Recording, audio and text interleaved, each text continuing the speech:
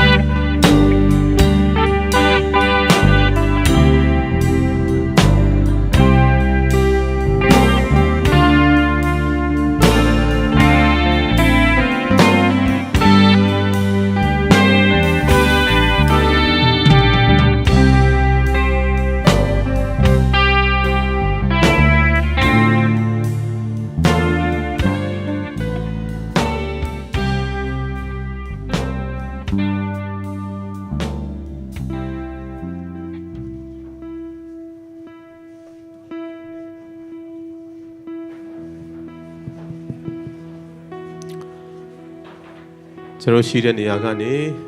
ကျွန်တော်ရဲ့ဖခင်ကြီးကိုကျူစုတဲ့အနေနဲ့မတရပေးဖို့ရန်အတွက်ဖိတ်ခေါ်လိုပါတယ်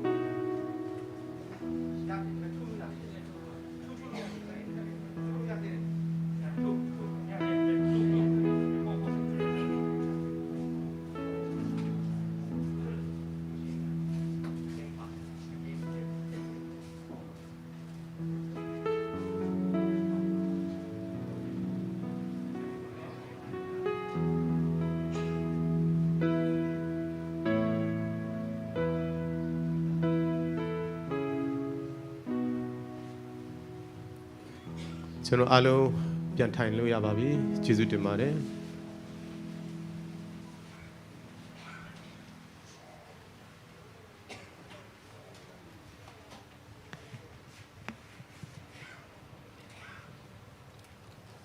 ခုချိန်ကတော့ကျမတို့ရဲ့ချေရတဲ့ဆရာချေရတဲ့ဖခင်ကြီးတူဖြစ်တဲ့ဆရာဥက္ကဋ္ဌကျင်းစွမ်းရဲ့နောက်ဆုံးသောခန္ဓာကိုယ်ကိုပြန်လည်ပြီးတော့ကျမတို့နှုတ်ဆက်ရတဲ့နေ့ရက်တရက်ဖြစ်ပါတယ်တစ်ဖက်ကနေကြည့်ရင်တော့ဒီနေ့ဟာမင်္ဂလာရှိရတဲ့နေ့ဖြစ်တယ်လို့တကယ်ကိုဝမ်းနဲ့ကြေကွင်းစရာကောင်းတဲ့နေ့ဖြစ်ပါတယ်အကြောင်းရင်းကတော့ကျမတို့မင်္ဂလာရှိတယ်လို့ပြောတဲ့အခါမှာခရစ်တော်ကိုယုံကြည်လက်ခံတော်သူများအားလုံးရဲ့ခန္ဓာဝိညာဉ်ကတော့သူဖန်ဆင်းထားတဲ့ဖန်ဆင်းရှင်ဘုရားသခင်ရဲ့ရင်ခွင်ထဲမှာအိုခြင်းနာခြင်းသေခြင်းမရှိတော့တဲ့ထိုနေရာကိုရောက်ရှိပြီးဖြစ်တယ်ဆိုတော့ကျမတို့ဝမ်းနေရတာကတော့လူသားတွေအနေနဲ့နှစ်ပေါင်း80ထိတက်အောင်ချစ်ရတဲ့သူတွေနဲ့အတူတကွအတူအပူမျှကျမတို့လောကဓာတ်တွေကိုကြော်ဖြတ်ခဲ့တဲ့အရာတွေကိုနောက်ဆုံးကျမတို့မြင်တွေ့ပြီးတော့နှုတ်ဆက်ရတဲ့နေ့ဖြစ်တဲ့အတွက်ကြောင့်မလို့ကျမတို့တကယ်ကိုဝမ်းနေကြေကွဲရတဲ့နေ့ဖြစ်ပါတယ်ဆိုတော့ကျမတို့ဘလို့ပဲဖြစ်ဖြစ်ကျမတို့ရဲ့အတ္တတာမှာဘုရားရဲ့နှုတ်ကပတ်တော်သွန်သင်ထားတဲ့အတိုင်းပဲနောက်ဆုံးသောလူတွေကိုနောက်တစ်ရက်မှာတော့ကျမတို့ကခွဲခွာသွားရမယ့်နေ့ဖြစ်ပါတယ်နေ့ရှိရမှာဖြစ်တယ်ဒါကြောင့်မလို့ကျမတို့ဒီနေ့ဟာဆိုရင်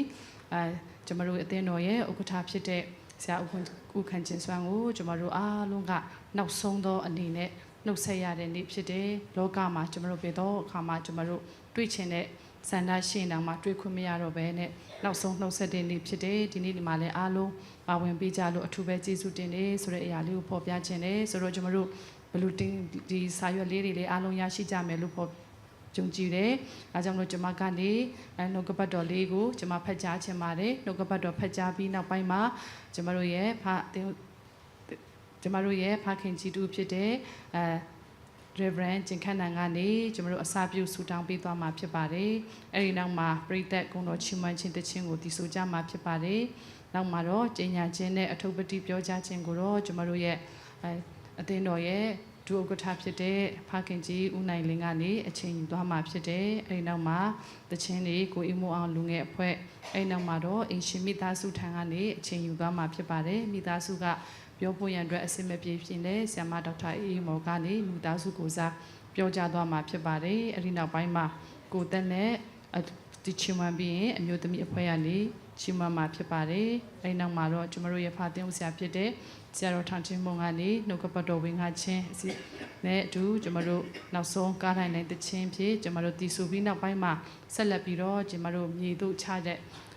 မြေသူအနှံတကြိုချင်းအစီအစဉ်ကိုဒီနေ့တုတ်တန်မှာပြန်လည်ပြီးတော့ဆက်သွားမှာဖြစ်တယ်ဆိုတဲ့အကြောင်းအရာလေးကို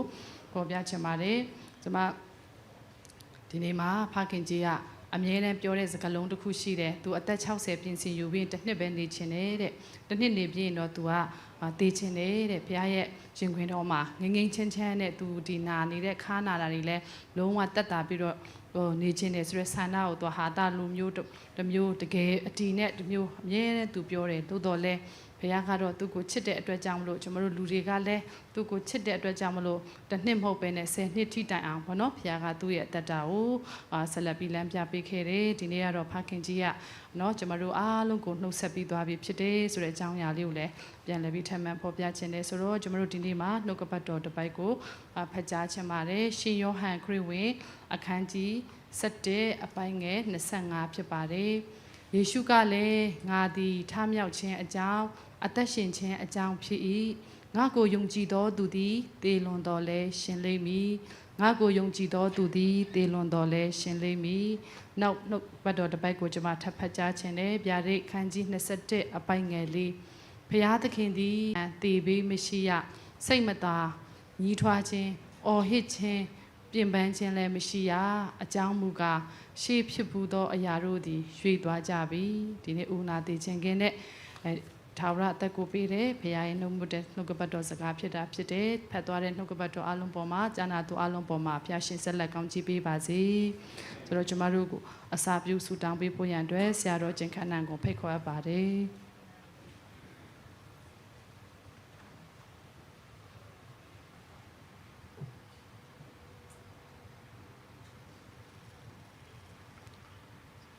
ဆုတောင်းချက်ကอันนั้นจะบาสู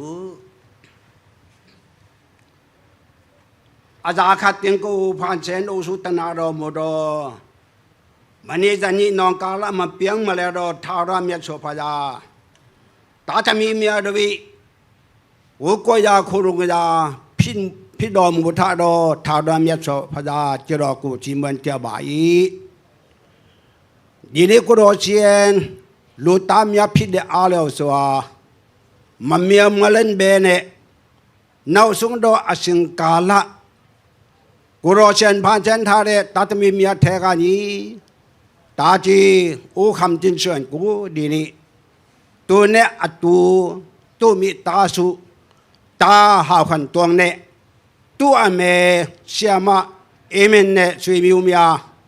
ยงตีตัวเมียเนอเพชรเบดานีปาวันเจเดตาตมีเมียเนตันเชนดอบีมันดอเทเนอชิงกูปีรอจังเจดอกูจิมันเจบ่ายเดียชิงนายากูรอเชนเล็กขันดอมูบาอตงเปียวรอมูบาโอสุตนารอมูบาดีนี้ยานี่กูรอเชนมีอันนั้นเดียชิหลานเปียปุสงกวยกามาสัตนารอมูเยกูได้บุงดอนามาดอพูรุงานาสงกาลทาวระในงานดอลุเปลี่ยนเดที่จงเรียไตดียชิเชนากูรอเชนี่เต็ดที่พิชิตมาเมจังดีนี้สิดียชิเชนอาลุมาปาวันเมตาวันเชื่อตาตมีเมียอาลุงดีมาเจ้าเชื่อตาตมีอาลุงปอมาเงียงเต็ดเช่นสุดจีจูเรากูเชื่อปีตนาเราหมดเมียจังตะเคียนจีช่วยนามาเรากูมีพิวเยอล้นอยู่จีสวเพียนชุดตอกเย็นอาชีเชียนกูเช็ดกัดอันนานเจ้าบารีพระพยาอาเมน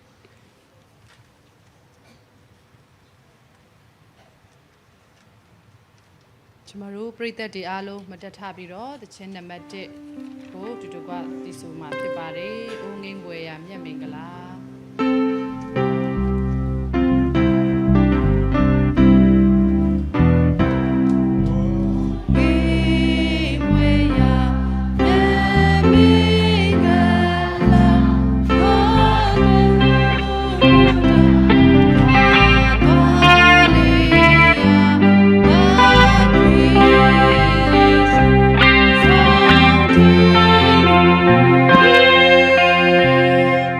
လ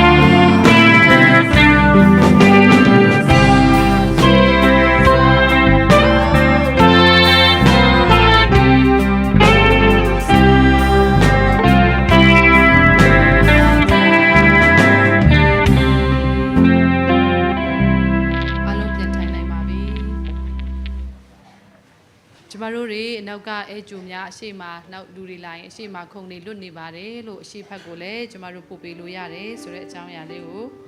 ဖော်ပြခြင်းပါတယ်နောက်ကြေညာစရာလေးကိုကျမပထမဆုံးကြေညာခြင်းပါတယ်ကျမတို့လာမဲ့အပတ်ကတော့အောင်မေပွဲဒီနေ့ဆရာဥက္ကဋ္ဌကျင်စွမ်းရဲ့ပြန်လည်ပြီးအောင်မေတ္တိယဆုတောင်းခြင်းကိုဒီမုံရနှစ်ချင်းခရိယန်အသင်းတော်မှာနနက်10:00 နာရီမှာပဲကျမတို့ပြုလုပ်သွားမှာဖြစ်တယ်လာရောက်ပြီးတော့အားလုံးပါဝင်ဖို့ရန်အတွက်ပြန်လည်ပြီးတော့ဖိတ်ခေါ်ချင်ပါတယ်နောက်တစ်ခုအနေနဲ့ကျမတို့ဒီနေ့ဆိုရင်ဆရာစွမ်းရဲ့ဒီဆွေမျိုးသားချင်းတွေကသူတို့လာဖို့ရန်အတွက်ဖြစ်တယ်ရုတ်တရက်ဆရာစွမ်းခေါ်တော်မူခြင်းခံရတဲ့အခါမှာသူတို့အခုချိန်ကတော့အားလုံးသိတဲ့အတိုင်းပဲလေရင်လက်မှတ်တွေကသူတို့ချက်ချင်းမရနိုင်ဘူးဒါကြောင့်မလို့ live အနေနဲ့ကျမတို့လွှင့်ထားတာရှိတယ်ဒီ live လေးကိုပဲသူတို့မိသားစုကလေးမျိုးမှာရှိတဲ့သူတွေတမူးမှာရှိတဲ့မိသားစုဝင်တွေက live အနေနဲ့သူတို့လည်းကြည့်ရှုနေကြတယ်နောက်ဆုံးတော့ခရီးကိုပို့ဆောင်နေကြတယ်ဆိုတဲ့အကြောင်းအရာလေးကိုဖော်ပြခြင်းနဲ့နောက်တစ်ခုအနေနဲ့ကျမတို့ဒီနေ့ဝိပုချင်းဇာပနာဝိပုနောက်ဆုံးနှုတ်ဆက်ဝိပုကိုးကွယ်ခြင်းအစီအစဉ်ပြီးရင်တော့ကျမတို့ပြန်လည်ပြီးတုတ်တန်ကိုသွားဖို့ရန်အတွက်ကားတွေပြန်လည်ပြီးတော့အတူတူကပြင်ဆင်ထားပါတယ်ပထမဦးဆုံး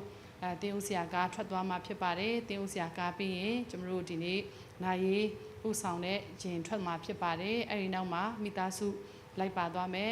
ကိုဗန်ဇလန်တို့ရဲ့ကားထွက်သွားမှာဖြစ်ပါတယ်အဲ့ချိန်မှာဆရာမဒေါ်အေးမင်းနဲ့သားတွေလည်းအဲ့ကားမှာပဲတပါးတယ်လိုက်ဖို့ရန်အတွက်ပေါ်ပြခြင်းနဲ့အဲ့နောက်မှာကျမတို့အဖွဲ့တွေအားလုံးကတော့ကိုအဆင်ပြေတဲ့အတိုင်းပဲကျမတို့ကားတွေပြင်ဆင်ထားပါတယ်အဆင်ပြေတဲ့ကားတွေပေါ်မှာကျမတို့လိုက်လို့ရတယ်ဒီလမ်းထိပ်မှာလည်းမှန်လုံလည်းကျမတို့ပြင်ထားပါတယ်ဒီမှန်လုံကတော့မုံရဒီခရီးရန်အတင်းတော်ပြန်လဲပြီးရောက်ပြန်တဲ့ခရီးကြံပြန်ရောက်မဲ့သူတွေအားလုံးကမှန်လုံနဲ့ကျမတို့အတင်းတော်ကားတွေဒီမှာရှိတဲ့သူတွေကားတွေမှာကျမတို့အတူတူကစီးနေလိုက်ပါလို့ရတယ်ဆိုတဲ့အကြောင်းအရာလေးကိုပြန်လဲပြီးပေါ်ပြချင်ပါတယ်။ကျညာစရာကတော့ဒီလောက်ပဲဖြစ်ပါတယ်။ဆက်လက်ပြီးတော့အထုပ်ပတိပြောကြခြင်းအစီအစဉ်ဖြစ်ပါတယ်။ဒီနေ့အထုပ်ပတိပြောကြပေးဖို့ရန်အတွက်ကျမတို့ရဲ့ဒုဥက္ကဋ္ဌဖြစ်တဲ့အပါဦးနိုင်ဆရာဦးခမ်ကျင်စွမ်းရဲ့အကြောင်းအရာအထုပတိအနည်းငယ်ကိုကျွန်တော်ဖတ်ပြပါမယ်ကျွန်တော်ဦးနိုင်လင်းဖြစ်ပါတယ်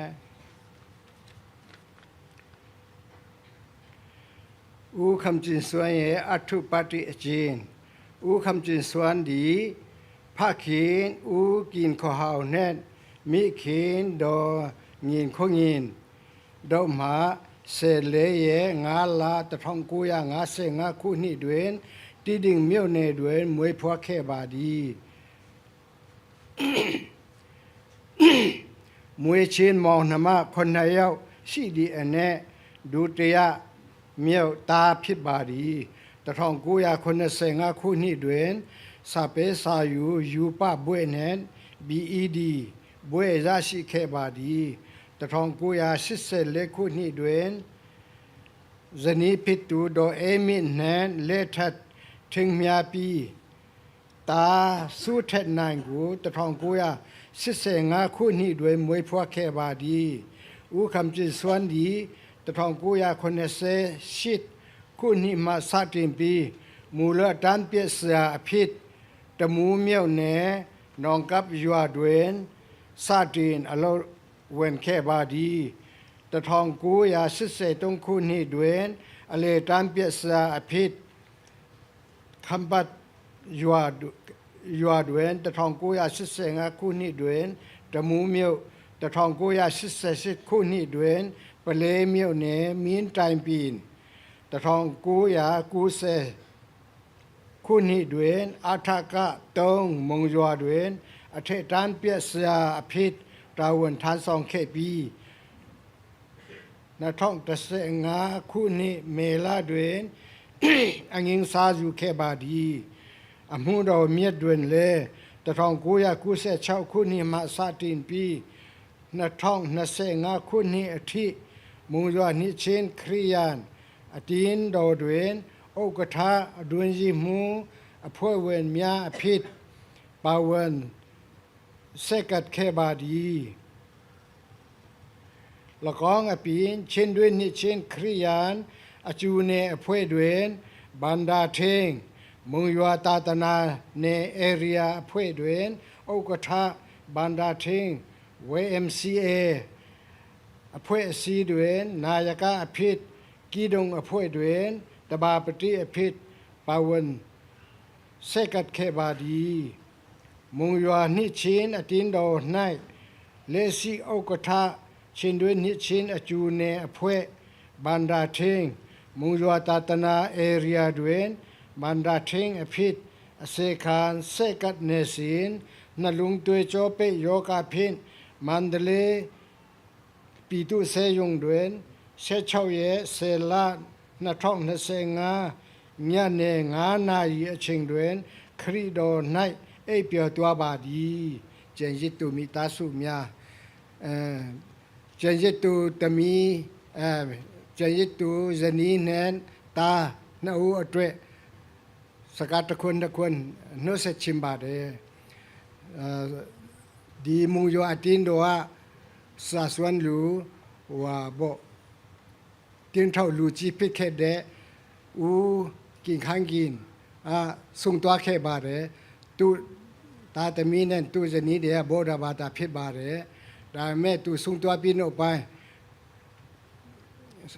ปกินนั่นอเมตามไปด้วยชินเดสุเดสันดาชิเดขาจารอ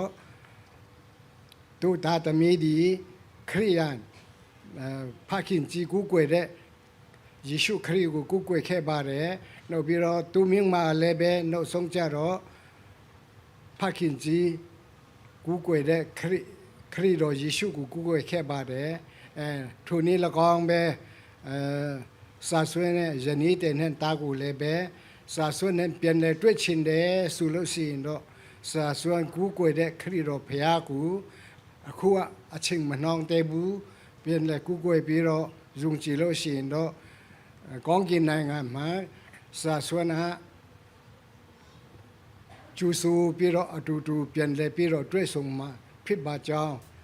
เปียวใจลูบาเดเจยุติมบาเด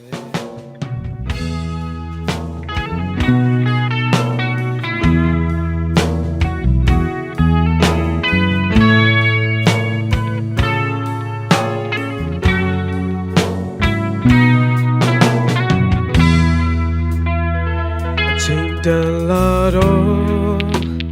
ဘယ်သူတမ်းရပါရှောင်းဖယ်လို့လဲတနေ့ကြုံဆုံးတွေ့မယ်ရာဒီဒီရစားအချိန်ဆုံးသက်ပေးမယ်ရာဒီအချိန်မှမေးရောက်တယ်ဒီချိန်မှ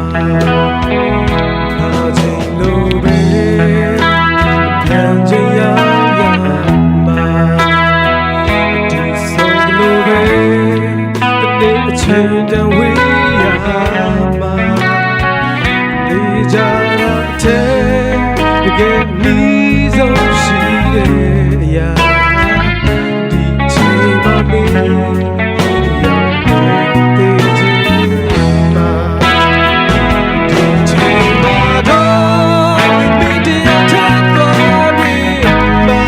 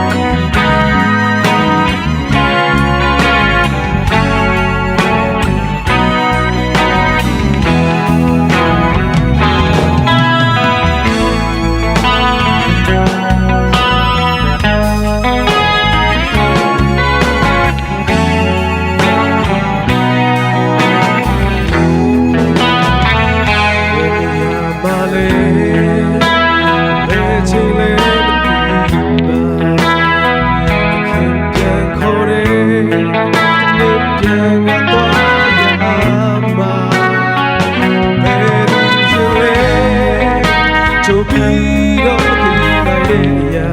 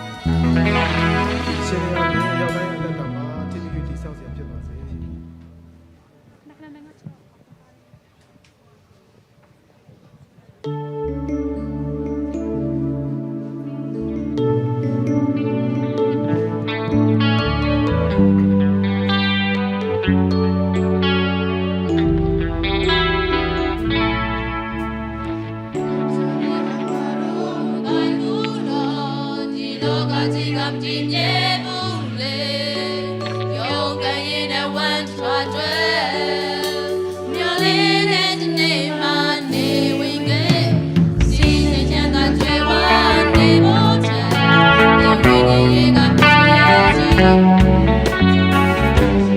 ပြန်ဆန်းစီပါ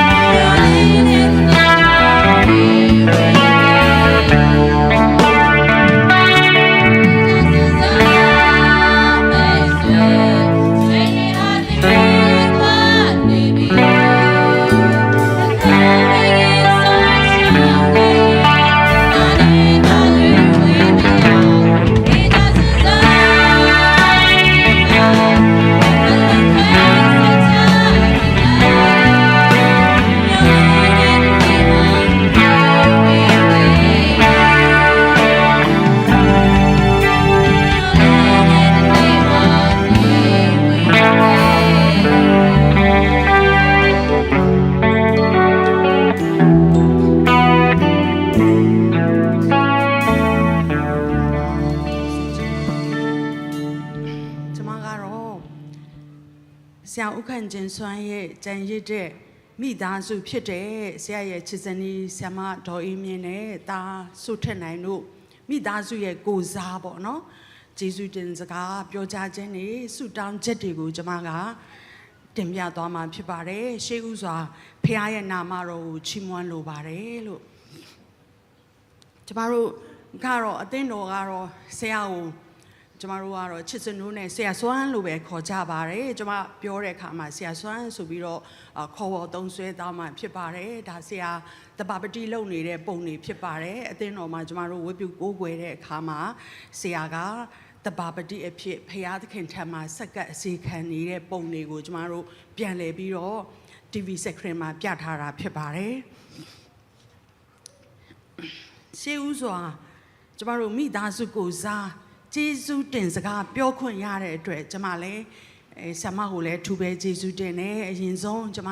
အသင်းတော်နဲ့ဆရာရဲ့မိသားစုဝင်လေးတွေကိုမိတ်ဆက်ပေးချင်ပါတယ်ဆရာမကျေးဇူးပြုပြီးတော့ဆရာမဒေါ်အေးမြင့်ဖြစ်ပါတယ်ဆရာရဲ့ဇနီးဖြစ်ပါတယ်မတရက်ပေးပါတားကတူလေးပဲရှိပါတယ်ကိုစိုးထက်နိုင်ဖြစ်ပါတယ်ခဏလောက်မတရက်ပေးပါဦးကျေးဇူးတင်ပါတယ်ကျွန်တော်တို့လက်ခုပ်တီးပြီးတော့ကြိုဆိုရအောင်ပြန်ထိုင်လို့ရပါပြီဆရာမကျေးဇူးတင်ပါတယ်ဒါကျမတို့အသင်းတော်မိသားစုဝင်တွေသိဖို့ဖြစ်ပါတယ်ကျမတို့ရှေ့ဦးစွာကျမတို့ဆရာကတော့ကျမတို့ကိုရုပ်တရက်နှုတ်ဆက်ခွဲခါပြီးတော့အဖရဲ့အိမ်တော်ကိုအရင်ပြန်နေတာဖြစ်ပါတယ်ကျွန်တော်တို့အားလုံးဟာရုပ်တရက်ပေါ့နော်ခွဲခွာကြတာဖြစ်တယ်ဒါပေမဲ့ဆရာမကြခင်ကကျမတို့ဒီနေရာမှာကျမတို့အသင်းတော်ကိုပြောနေတဲ့စကားလေးတစ်ခွန်းရှိပါတယ်အဲ့ဒါကဘာလဲဆိုတော့ဖယားသခင်စီမှာ accident ဆိုတာမရှိဘူးရုတ်တရက်ဖြစ်တယ်ဆိုတဲ့အရာဆိုတာဘာမှမရှိပါဘူးကြီးမြတ်သောဖယားကောင်းမြတ်သောဖယားကကျမတို့တယောက်တိုင်းစီအတွက်ကြိုတင်စီစဉ်ထားပြီးသားဖြစ်တယ် accident ဆိုတာမရှိဘူးဆိုပြီးတော့ဆရာကမကြသုံးတတ်တဲ့စကားဖြစ်ပါတယ်အဲဒါကြောင့်ဆရာရဲ့အသက်တာအိမ်တော်ပြန်တဲ့ခရီးစဉ်မှာလည်းပဲဆရာပြောတဲ့စကားတွေလေးလိုပဲကျန်တဲ့ကျမတို့မိသားစုဝင်တွေနှစ်သိမ့်ချင်းရှိဖို့ကျန်တဲ့ယုံကြည်သူမိတ်ဆွေတွေအသင်းတော်နှစ်သိမ့်ချင်းရှိဖို့ ਨੇ လာရောက်ကြတော့ရွှေမျိုးမိတ်တကားကျမတို့ဓမ္မမိတ်ဆွေတွေနှစ်သိမ့်ချင်းရှိဖို့ရန်အတွက်ဆရာပြောတဲ့စကားလေးကိုပဲကျမပြန်ပြောချင်ပါတယ်ဖျားသခင်ထံမှာ accident ဆိုတာမရှိပါဘူးမမျော်လင့်တဲ့အဖြစ်အပျက်ဆိုတာမရှိပါဘူးဆရာအိမ်ပြန်ဖို့ရန်အတွက်ဖျားသခင်ကသူ့ထံမှာပြန်ရုပ်သိမ်းဖို့ရန်အတွက်ကျမတို့လူသားတွေမသိတော့လည်းပဲဖျားသခင်ကကြိုတင်ပြီးတော့စီစဉ်ထားပြီးသားသိတော့အရှင်ဖြစ်ပါတယ်ကျမတို့ဆရာရဲ့အိမ်တော်ပြန်ခရီးစဉ်မှာကျမရှေးဦးစွာကျေးဇူးတင်စကားပြောချင်ပါတယ်အသင်းတော်ကိုမိသားစုကိုစားကျေးဇူးတင်စကားပြောချင်ပါတယ်ကျမတို့မုံရနှစ်ချင်းအသင်းတော်မှာဆရာကမုံရမြို့ကိုရောက်ခနဲ့ကကျမတို့အထုပ်ပတ်တိထဲမှာပါပါတယ်1996ခုနှစ်ကနေပြီးတော့ဆရာကျမ်းမာတဲ့အထိပေါ့နော်ဖခင်เจ้าကိုလာနိုင်တဲ့အထိ2025ခုနှစ်ကျမတို့အောက်တိုဘာလပွဲတော်ကမ္ဘာပွဲတော်နေ့မှာဆရာတဘာပတိလှုပ်သွားတာဖြစ်ပါတယ်ကျမတို့အောက်တိုဘာလရဲ့ပထမအပတ်ကမ္ဘာပွဲတော်နေ့မှာဆရာအောက်တိုဘာနေ့မှာကမ္ဘာပွဲတော်နေ့မှာတဘာပတိလှုပ်ပြီးတော့ဆက်ကပ်ပြီးတော့ဘုရားသခင်ရဲ့အမှုတော်မြတ်မှာဆက်ကပ်အစီခံသွားတာဖြစ်ပါတယ်နောက်ဆုံးချိန်အထိမုံရမြို့မှာ1996ခုနှစ်ကနေပြီးတော့ဒီကနေ့အထိဆက်ကပ်အစီခံပြီးတော့အမှုတော်မြတ်မှာဆရာကကျမ်းမာသည်ဖြစ်ပါစေမကျမ်းမာသည်ဖြစ်စေကျမတို့သိတာတော့ဆရာကအားလုံးပဲခါကြီးပေါင်းဖြစ်တယ်ခါနာတယ်ကြာမထိုင်နိုင်ဘူးဒါပေမဲ့အမှုတော်မြတ်အတွက်စူးစမ်းပြီးဆရာပါဝင်သွားတယ်နောက်ဆုံးချိန်ထိကျမတို့ကတော့ကျမအတူချုပ်ပြောမယ်ဆိုရင်အဲ့ဒါလိုနဲ့16ရက်နေ့မှာကျမတို့ရဲ့ဆရာတော်ထန်ချင်းမုံကနေပြီးတော့ဆရာတို့ဇနီးမောင်နှံကိုတွားရောက်ခေါ်ဆောင်ပြီးတဲ့အခါမှာမုံရမျိုးဆရာဒီလိုနေမကောင်းဘူးဆိုတာသိတဲ့အခါမှာစေကံပြကြပါတယ်စေကံပြတဲ့အခါမှာဆမဂျူလီယာလည်းပါလာတယ်နောက်ပြီးတော့ဦးလေးဦးအောင်မြင့်ထန်တို့နောက်ပြီးတဲ့အခါမှာကျမတို့ဆမချင်းတို့ကိုဘန်းတို့နီးစပ်ရာတွေခေါ်ပြီးတော့စေကံသွားပို့ကြတယ်ပို့တဲ့အခါမှာဆရာကိုချက်ကပ်လုပ်တဲ့အခါမှာကျမလည်းဆရာနဲ့အေးအေးဆေးဆေးတော့စကားမပြောရသေးဘူးတစ်ဆင့်နဲ့အနေနဲ့လေးပေါ့နော်ဖုန်းနဲ့ပြောတဲ့အရာလေးတွေပဲကျမပြန်ပြောပြီးတော့ဂျေဇုတင်စကားပြောနိုင်ခြင်းရှိတယ်အဲ့ဒီမှာအခြေအနေကဆရာမကောင်းဘူးနှလုံးကတော့အရေးကြီးတယ်ဆိုပြီးတဲ့အခါမှာမန္တလေးကိုကျမတို့ရဲ့ဆရာတော်လုံးကပဲဥဆောင်ပြီးတဲ့အခါမှာဆရာတို့ဇနီးမောင်နှံရဲ့ကျမတို့လူငယ်တာဝန်ခံဆရာမဤထွေးရဲ့နောက်ပြီးတဲ့အခါမှာဆရာရဲ့ဇနီးဆရာမတော်အေးမြင့်ရဲ့နောက်ကျမတို့ဆရာရဲ့သားဖြစ်တဲ့လူငယ်တယောက်ရဲ့စုစုပေါင်းကျမတို့9ဦးနဲ့အတူဆရာနဲ့အတူ6ဦးမန္တလေးကိုစိတ်ကူးတာသွားပါတယ်16ရက်နေ့မှာအဲ့ဒီအချိန်မှာကျမစီမှာသတင်းကြားတာကတော့ကျမတို့7မှတ်တင်းလောက်မှာကျမစီမှာသတင်းလာနေပြီကျမတို့ရဲ့အတွေ့အမှုဖြစ်တဲ့ဒေါက်တာတင်ကျုံကနေပြီးတော့ကျမစီကိုဖုန်းဆက်ပါတယ်ဆမကြီး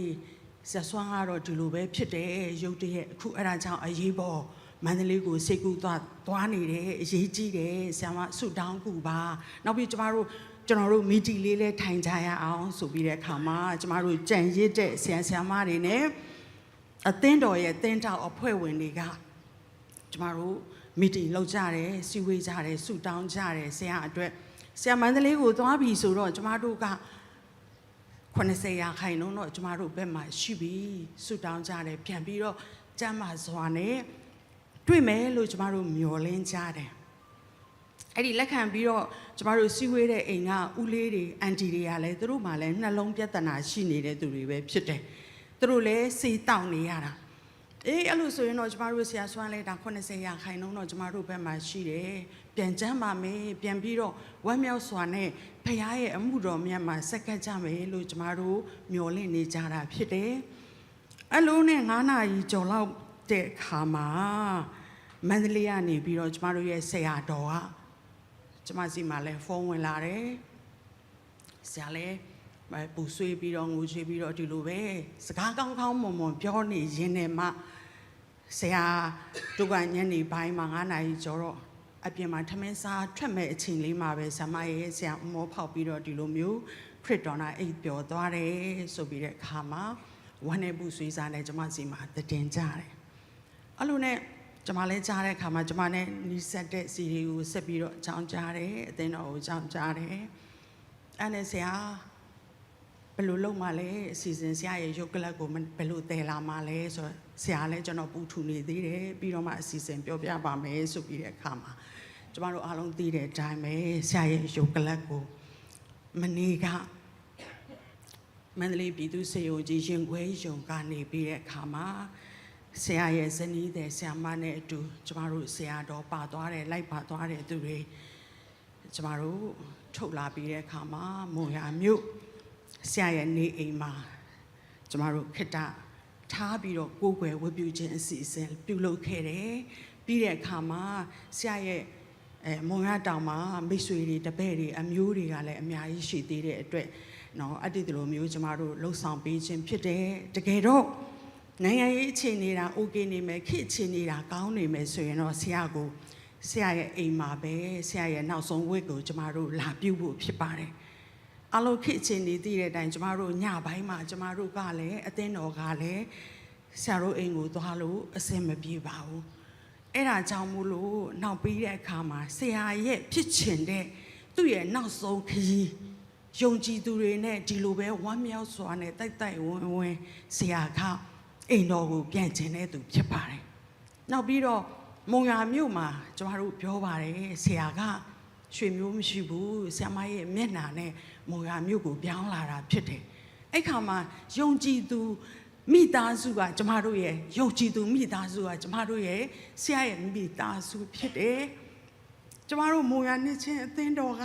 ဆရာရဲ့မိသားစုဖြစ်တယ်ဆိုပြီးတော့ကျမတို့အလိုခံယူပြီးတော့ကျမတို့ဒီစီစဉ်တွေကိုလှုပ်ဆောင်နေခြင်းဖြစ်ပါတယ်ကျမတို့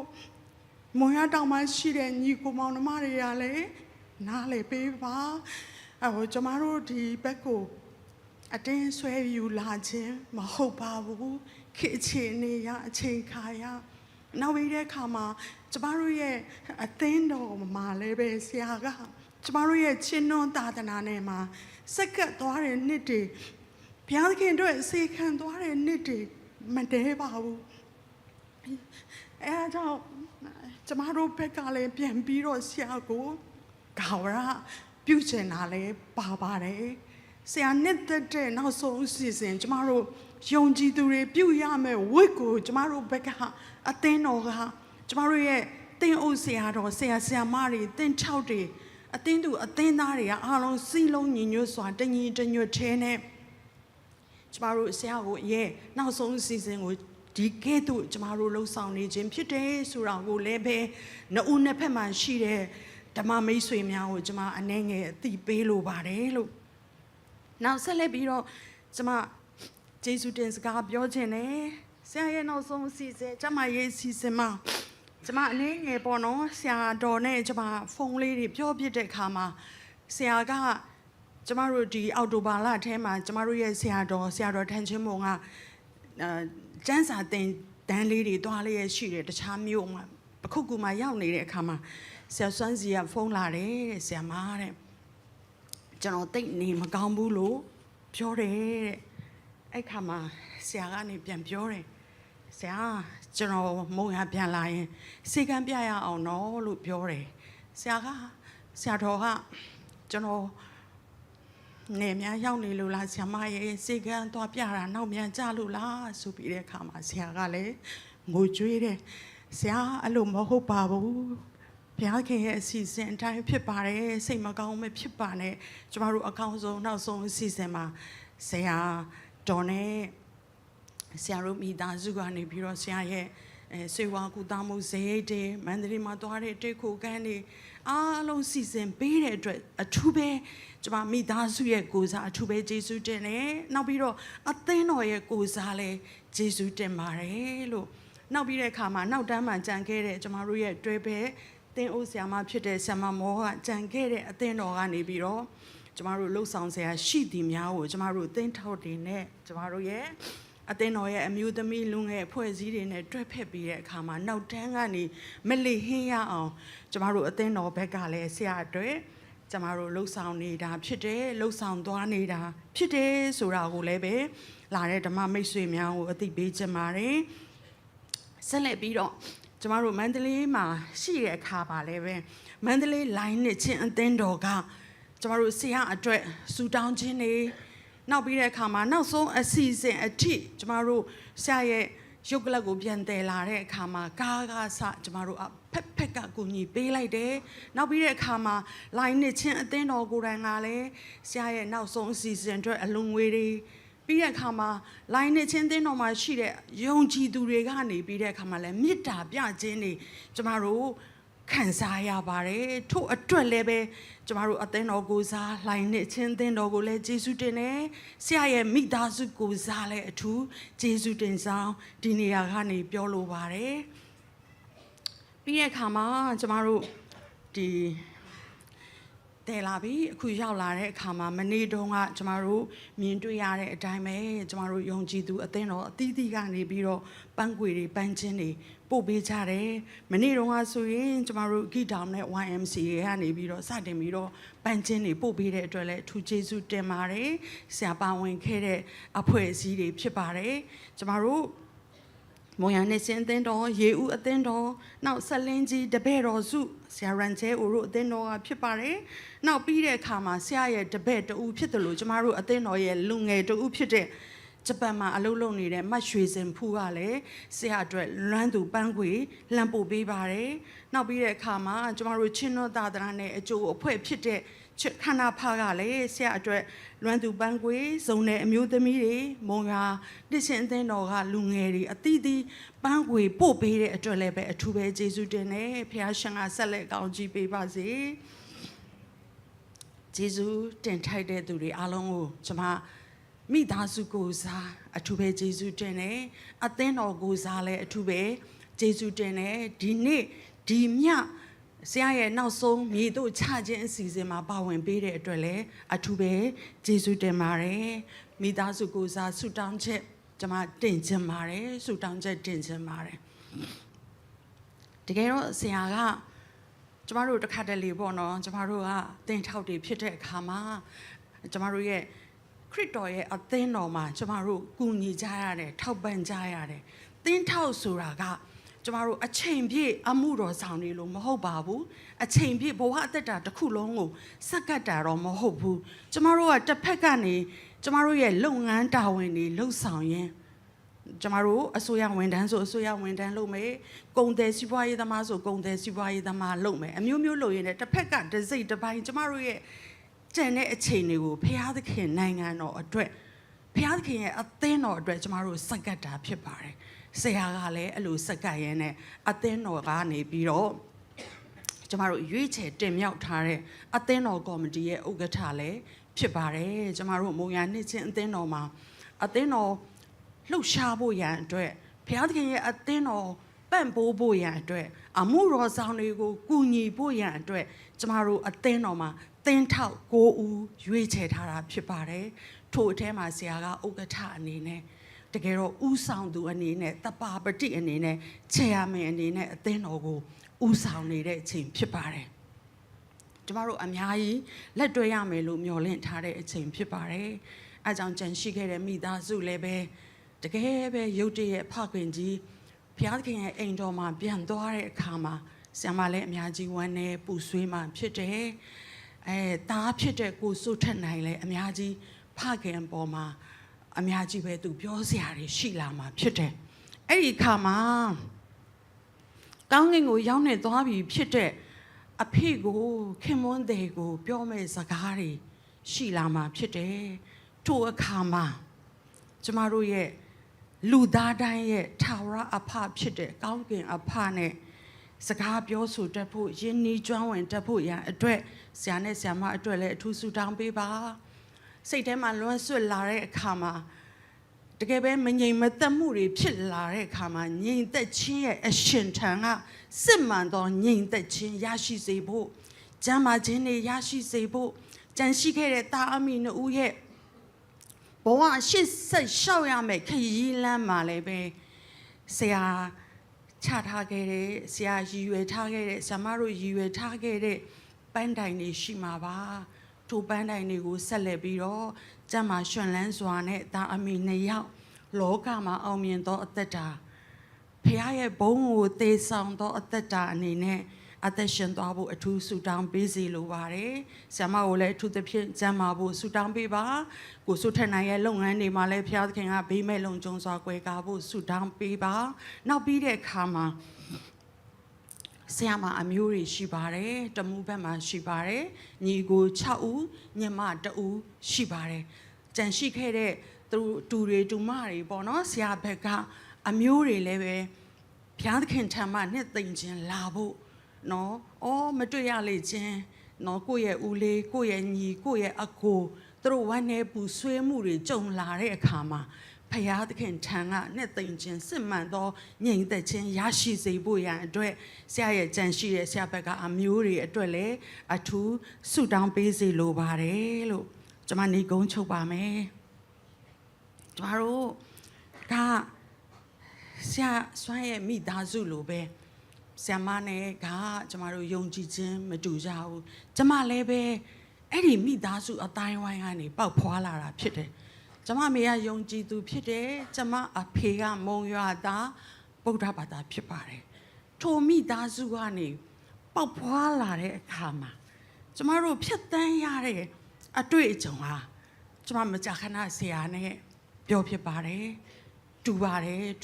ကျမတို့တူပါတယ်အဲ့ခါမှာဆရာကတော့ဆရာရတဲ့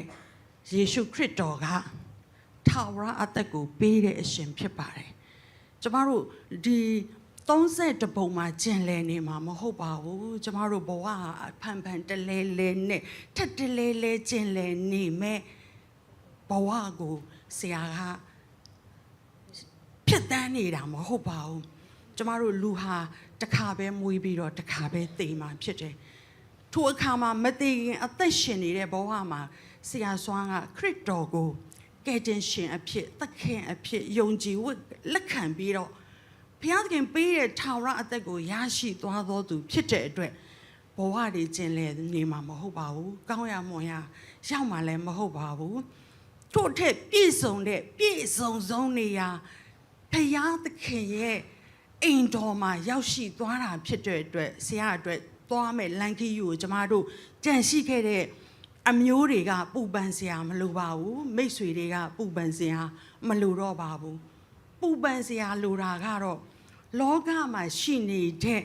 ကျမတို့အတွက်ပဲပူပန်ရမှာဖြစ်ပါတယ်ဆရာကတော့တကယ်ပဲငြိမ်ချမ်းတဲ့ပြည့်စုံတဲ့ဘုရားသခင်ရဲ့အိမ်တော်ကိုပြန်သွားတာဖြစ်ပါတယ်အားကြောင့်စောစောတုန်းကကျမတို့ဒုဥက္ကဋ္ဌဦးလေးဦးနိုင်လင်းပြောသလိုပဲကျမတို့ဆရာနဲ့တွေ့ဖို့ဆိုရင်တော့ကျမရဲ့မိခင်ကလည်းကျမကိုပြောတယ်ငယ်ငယ်နဲ့ကကျမကဗုဒ္ဓဘာသာကိုငယ်ငယ်ကနဲ့ကကျမကမုံရမှာပဲမုံရမှာကြီးတော့ဗုဒ္ဓဘာသာနောက်ပြီးတော့ဆက်ဆွမ်းတို့နဲ့ကလည်းကျမတို့ကတလန်းတဲ့ဆိုထက်နိုင်ငံငယ်ကကျမတို့ကအောင်ချမ်းသာမှာဗန်တူးလက်လန်းမှနေလာခဲ့တာဖြစ်တယ်အတူတူနေလာခဲ့တာဖြစ်တယ်တော်တော်ကြာကြာနေလာခဲ့တာဖြစ်တယ်တော်တော်လေးလည်းခင်ပါတယ်အဲ့မှာကျမအဖေကဘာပြောသလဲဆိုတော့သမီးနဲ့အတူတော့ကောင်းကင်မှာပြန်တွေ့ကျင်တယ်တဲ့ကျမကလေးဘဝနဲ့ကျမစာဖတ်နေပြီဆိုရင်အမေကအဲ့လိုပြောတယ်ကောင်းကင်မှာပြန်တွေ့ကျင်တယ်တဲ့ဆိုတဲ့အခါမှာတကယ်ပဲအမေရဲ့နှလုံးသားအမေရဲ့စိတ်ဆန္ဒကပြည့်စုံစေတယ်ကျမအသက်30နီးပါးလောက်ရောက်တဲ့အခါမှာခရစ်တော်ကိုကျမကယ်တင်ရှင်ဖြစ်ကျမယုံကြည်လက်ခံပြောင်းလဲလာတယ်ဒီကနေ့အထိကျမပြောင်းလဲလာတဲ့အခါမှာကျမရဲ့မိသားစုဝင်တွေဖြစ်တဲ့ကျမရဲ့အကိုရှိတယ်အဖေရှိတယ်မပြောင်းလဲသေးပါဘူးအဲ့တော့ကျမကပြောင်းလဲလာတဲ့အခါမှာဘုရားသခင်စီမှာဆုတောင်းတယ်ဘုရားသခင်ကျမတို့မိသားစုတစ်လုံးလုံးရတယ်ထာဝရဘုရားကိုကိုးကွယ်ခြင်းတယ်ကိုတော်ပေးတဲ့ထာဝရအသက်ကျမရဲ့အကိုနဲ့အဖေလည်းရစေခြင်းတယ်ဆိုအမြဲတမ်းဆုတောင်းတယ်အသင်းတော်မှာလည်းဆုတောင်းချက်တွေတင်တယ်အဲ့ဒီခါမှာနောက်ဆုံးမှာချုပ်ရမယ်ဆိုရင်တော့ကျမရဲ့အဖေကမန္တလေးစေုံကြီးမှာတက်ရတယ်နလလောက်တက်ရတယ်အဲ့ဒီအချိန်မှာကျမကအဲ့ဒီအချိန်မှာပဲကျမနဲ့အဖေနဲ့ကတွေ့ကြရတာဖြစ်တယ်ကျမရဲ့အဖေကနောက်အိမ်ထောင်ပြုတ်သွားတာဖြစ်တယ်ကျမကအဲ့ဒီမန္တလေးစေုံကြီးမှာပဲကျမအဖေနဲ့စနေတနင်္ဂနွေတိုင်းမှာတွေ့တဲ့အခါမှာကျမကအဲ့ဒီအချိန်မှာအဖေကိုဖခင်ရဲ့ချစ်ချင်းမေတ္တာစကားပြောပြီးအဖေနောက်ဆုံးချိန်ဖြစ်နေပြီအဲ့မှာဆရာဝန်ကြီးကဘာပြောလဲဆိုတော့60%ပဲတဲ့မသိကြဘူးတဲ့ အဖေကိုလည်းလို့ပြောတယ်အဲ့တော့ကြံတဲ့ရခိုင်နှုန်းကိုတော့ဘုရားကထည့်ပေးမှာပါဆိုပြီးတော့ကျမကနှလုံးသားထဲမှာဝင်ခံတယ်အဲ့လိုနဲ့စေယုံပေါ်မှာ2 လလောက်အတွင်းမှာအဖေကလည်းခရစ်တော်ကိုကယ်တင်ရှင်ဖြစ်လက်ခံသွားတယ်နောက်6 လလောက်နေတော့သူလည်းစုံသွားတယ်နောက်ပြီးတဲ့အခါမှာကျမရဲ့ကြံရှိတဲ့အကိုကျမရဲ့အကိုတူတီးသောအကိုပဲ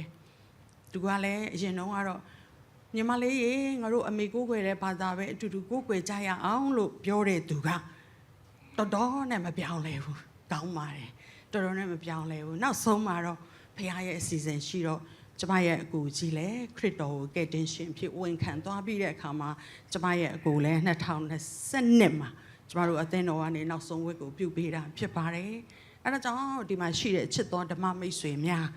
ဆရာစွမ်းကိုးကွယ်သောဘုရားသည်ထာဝရဘုရားဖြစ်တယ်ကျမတို့ကိုဖန်ဆင်းသောရှင်ဖြစ်တယ်ကျမတို့ကိုသူ့ထံကိုလာဖို့ရန်အတွက်လမ်းခရီးပြင်ဆင်ပေးသောအရှင်ဖြစ်ပါတယ်ဒီအကြောင်းအရာကိုဒီကနေ့ကျမတို့ရဲ့ဆရာတော်ကနေပြီးတဲ့အခါမှာလေဆရာရဲ့နောက်ဆုံးအစီအစဉ်မှာနှုတ်ကပတ်တော်အပြင်ကျမတို့ကိုခွန်အားပေးမှဖြစ်ပါတယ်ကျမယေရှုတင်တယ်ဆုတောင်းချက်တွေတင်ရတဲ့အတွက်လည်းယေရှုတင်တယ်ဒီကနေ့လာရောက်ပေးကြသောဓမ္မမိတ်ဆွေအားလုံးပေါ်မှာလည်းယေရှုတင်ကြောင်းပြောလိုပါတယ်ဂျာနာသူရောက်တိုင်းပေါ်မှာဖျားရှင်အောင်ပေးတောင်းကြည့်ပါစေကောင်းကင်ဘုံရှင်ထာဝရမြတ်စွာဘုရားလောကရဲ့အခက်ခဲပြတ်ဒုက္ခများကြားမှာပင်ဖျားရှင်ဒီနေ့ချစ်လှစွာသောဆရာဆွမ်းရဲ့နောက်ဆုံးဝတ်ပြုကိုးကွယ်ခြင်းအချိန်နာရီဖျားပြင်ဆင်ပေးတဲ့အတွက်ကြောင့်ကိုရောကိုကျေးဇူးတင်နေဖျားခင်ချစ်လှစွာသောကျတို့ရဲ့ဖခင်ဆရာဆွမ်းရဲ့အတ္တတာရီကောင်းချီးပေးပြီးတော့မှငယ်စဉ်ကပင်ဖျားရှင်နဲ့လမ်းပြပို့ဆောင်ပြီးတော့မှပညာသင်ယူလေ့လာတဲ့အခါမှာအောင်မြင်ခြင်းနဲ့အတူဖျားရှင်ကောင်းချီးပေးုံတမကပညာရေးဌာနမှာနှစ်ပေါင်းများစွာဖျားရှင်ဒီအသုံးပြုကောင်းချီးပေးလာတဲ့အတွက်ကြောင့်ကိုရောကိုကျေးဇူးတင်နေဧတိမကကိုရောအမှုတော်တာဒနာလုပ်ငန်းအတွက်အတင်းတော်လုပ်ငန်းအတွက်ချင်းတွင်နှစ်ချင်းခရစ်အကျိုးနဲ့အဖွဲ့အတွက်နှစ်ပေါင်းများစွာဖျားရှင်ဒီအသုံးပြုကောင်းချီးပေးလာပြီးယနေ့ချိန်ထိဖျားရှင်ကောင်းချီးပေးတဲ့အတွက်ကြောင့်ကိုရောကိုကျေးဇူးတင်နေလောကမှာအသက်80နှစ်ထိတိုင်အောင်ပို့ဆောင်ကောင်းချီးပေးသောဖျားရှင်ဤကျေးဇူးတော်ကိုချီးမွမ်းကြပါရယ်မမျှော်လင့်ပဲမနေ့16ရက်နေ့ညနေ9 နာရီမှာဖျားရှင်ရှာရဲ့အသက်ဒီရုပ်သိမ်းပြီးတော့မှဖျားရဲ့ရင်ခွင်တော်ထဲမှာယနေ့ရောက်ရှိပြီဖြစ်ပါရယ်ဖျားခင်ဆရာရဲ့နောက်ဆုံးခရီးစဉ်စေကူတာရဲ့ခရီးစဉ်မန္လေမုံရွာဤအချိန်ထိဘာမှအခက်ခဲပြဿနာမရှိပဲဖျားခင်ရဲ့ကွယ်ကာမဆလမ်းပြပို့ဆောင်ကောင်းချီးပေးခြင်းဟာလုံလောက်တဲ့အတွက်ကြောင့်လည်းထပ်ပြီးနာမတော်ကိုချီးမွမ်းကြပါရယ်ဆရာကိုခေါ်တော်မူခြင်းခံပြီးနောက်ပိုင်းမှာထားခဲ့သောကြံရစ်ခဲ့တဲ့သူရဲ့မိသားစုဒီအသင်းတော်ဒီသာသနာလုပ်ငန်းဒီဖျားရှင်ဆက်လက်ကောင်းချီးပေးတော်မူပါသူရဲ့ချစ်စနီးအပေါ်မှာတော်လကောင်းတားငယ်လေးအပေါ်မှာတော်ကောင်းဖျားကောင်းချီးပေးပါအနာဂတ်မှာရှောက်လှမ်းရမယ်သူတို့ရဲ့ဘဝဖခင်မရှိနောက်ပိုင်းမှာဝန်ဆိုင်ရဲ့စင်ပြီးဖို့ချမ်းမရဲ့စင်ပြီးဖို့လုပ်ငန်းရဲ့စင်ပြီးဖို့ဖျားရှင်ကိုနိုင်ကလမ်းပြပြီးပို့ဆောင်ပရမကောင်းချီးပေးဖို့လက်တော်ထဲမှာထပ်ပြီးအနှံဆုတောင်းဆက်ကတဲ့ဖျားရှင်ကျေးဇူးတင်တဲ့ယနေ့ချိန်ထိကောင်းချီးပေးတယ်လို့ပဲဆက်လက်ပြီးမှာခေတ္တခဏလေးအချိန်မှာကိုရရှင်ဖျားဒီမိတချို့မဲ့အစီအစဉ်မဆဖျားလက်တော်ထဲမှာအနှံတဲ့ဘာမှအခက်ခဲပြဿနာမရှိပဲဖျားရဲ့မဆချင်းအဖြစ်ဆရာရဲ့အစီအစဉ်ကိုဆရာရဲ့နောက်ဆုံးခရီးစဉ်နေဖျားကောင်းချီးပေးပြီးတော့မှလမ်းပြပို့ဆောင်ဖို့ရန်အတွက်လဲလက်တော်ထဲမှာအနန္တဆုတောင်းဆက်ကတဲ့အရာအလုံးစုံဒီအဖဖျားရဲ့လက်တော်ထဲမှာထည့်ဆုတောင်းနေတဲ့အခါမှာယေရှုရဲ့ဆုတောင်း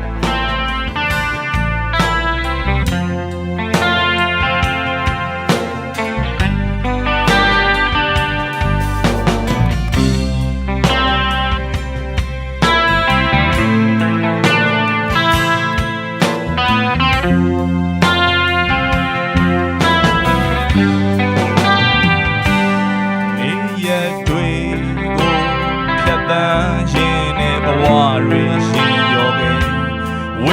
င်လူရှင်တန်ကထူးခြားမှုရှိလား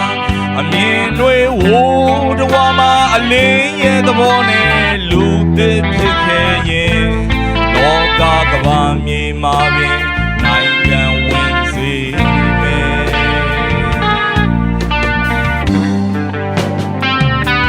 ရှေ့ဆက်ခီးလမ်းမုန်တိုင်းချမ်းလေးဖြတ်လျှောက်သွားနိုင်မယ်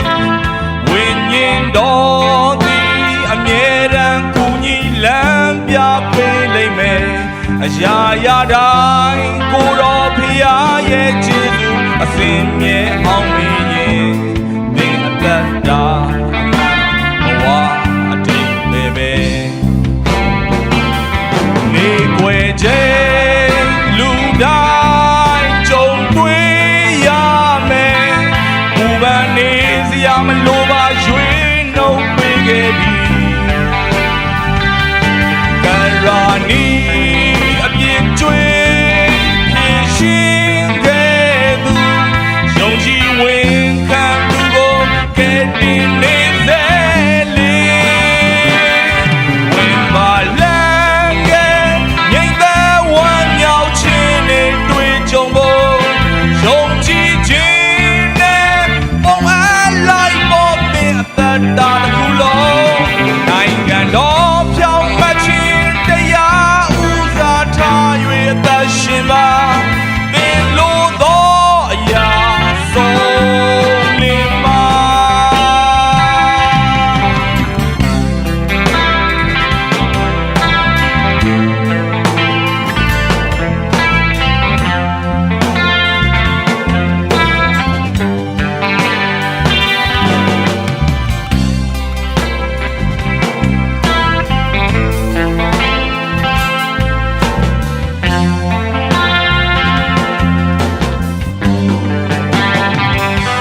ရှေ့ဆက်ခီးလမ်းမုန်တိုင်းချမ်းလေးဖြတ်လျှောက်သွားနိုင်မယ်ဝိညာဉ်တော်သည်အမြဲတမ်းကူညီလမ်းပြပေးလိမ့်မယ်အရာရာတိုင်းကိုတော်ဖျားရဲ့ကျေးဇူးအစဉ်မြဲအောင်မင်းရင်သင်အသက်တာအမှန်ဘဝအတိတ်ပဲနေွယ်ခြင်းလူတိုင်းကြုံတွေ့ရမယ်ဘူပန်နေစရာမလိုပါရွှေနှုတ်ပေးခဲ့ပြီကရာနီအပြည့်ကျွေးဖြည့်ရှင်ခဲ့သူယုံကြည်ဝင်ခံသူကိုကဲတင်နေစေလေဝင်ပါလမ်းကငြိမ်သက်ဝမ်းမြောက်ခြင်းနဲ့တွေ့ကြုံဖို့ယုံကြည်ခြင်းနဲ့ပုံအားလိုက်ပေါ်တင်သက်တာတစ်ခုလုံးနိုင်ငံတော်ပြောင်းမှခြင်းတရားဥစားထား၍သက်ရှင်ပါသင်လိုသောအရာဆုံးလင်းပါနေွယ်ခြင်းလူတိုင်းကြုံတွေ့ရမယ်ဘူပန်နေစရာမလိုပါရွှေနှုတ်ပေးခဲ့ပြီကရာနီအပြည့်ကျွေးဖြည့်ရှင်ခဲ့သူယုံကြည်ဝင်ခံသူကိုကဲတင်နေစေလေဝင်ပါလမ်းကငြိမ်သက်ဝမ်းမြောက်ခြင်းတွေတွေ့ကြုံဖို့ယုံကြည်ခြင်းနဲ့ပုံအားလိုက်ပေါ်တင်သက်တာတစ်ခုလုံးနိုင်ငံတော်ဖြောင်းမှတ်ခြင်းတရားဥစားထား၍အသက်ရှင်ပါသင်လိုသောအရာဆုံးလင်းပါသင်လိုသောအရာဆုံးလင်းပါဌာနတော်သူရောက်ချင်းဒီတိုင်းကိုစောင့်ကြည့်ရဖြစ်ပါစေ နာကျင်မှုတွေမရှိတော့တဲ့နေရာမကြမ်းမာမှုတွေမရှိတော့တဲ့နေရာငိုကြွေးခြင်းတွေမရှိတော့တဲ့နေရာမှာဆရာကရောက်နေသွားပြီဖြစ်တယ်သူ့ရဲ့ခန္ဓာတွေလည်းမရှိတော့ဘူးသူ့ရဲ့ဝမ်းနဲ့ကြေကွဲတဲ့အရာတွေလည်းဘာတစ်ခုမှမရှိတော့ဝမ်းမြောက်ခြင်းနဲ့သခင်ရဲ့ဒီ ဒီနေ့ရင်ခွင်ထဲမှာသူဟာရောက်ရှိနေပြီဖြစ်ပါတယ်ကျမတို့လည်းဒီကနေ့မှာဆရာအတွက်ပြန်လည်ပြီးတော့မှဒီဂုဏ်ပြုသခြင်းလေးအဖြစ်ယေရုရှလင်တက်ဆိုတဲ့သခြင်းအဖြစ်ကျမတို့ချီးမွမ်းခြင်းပါတယ်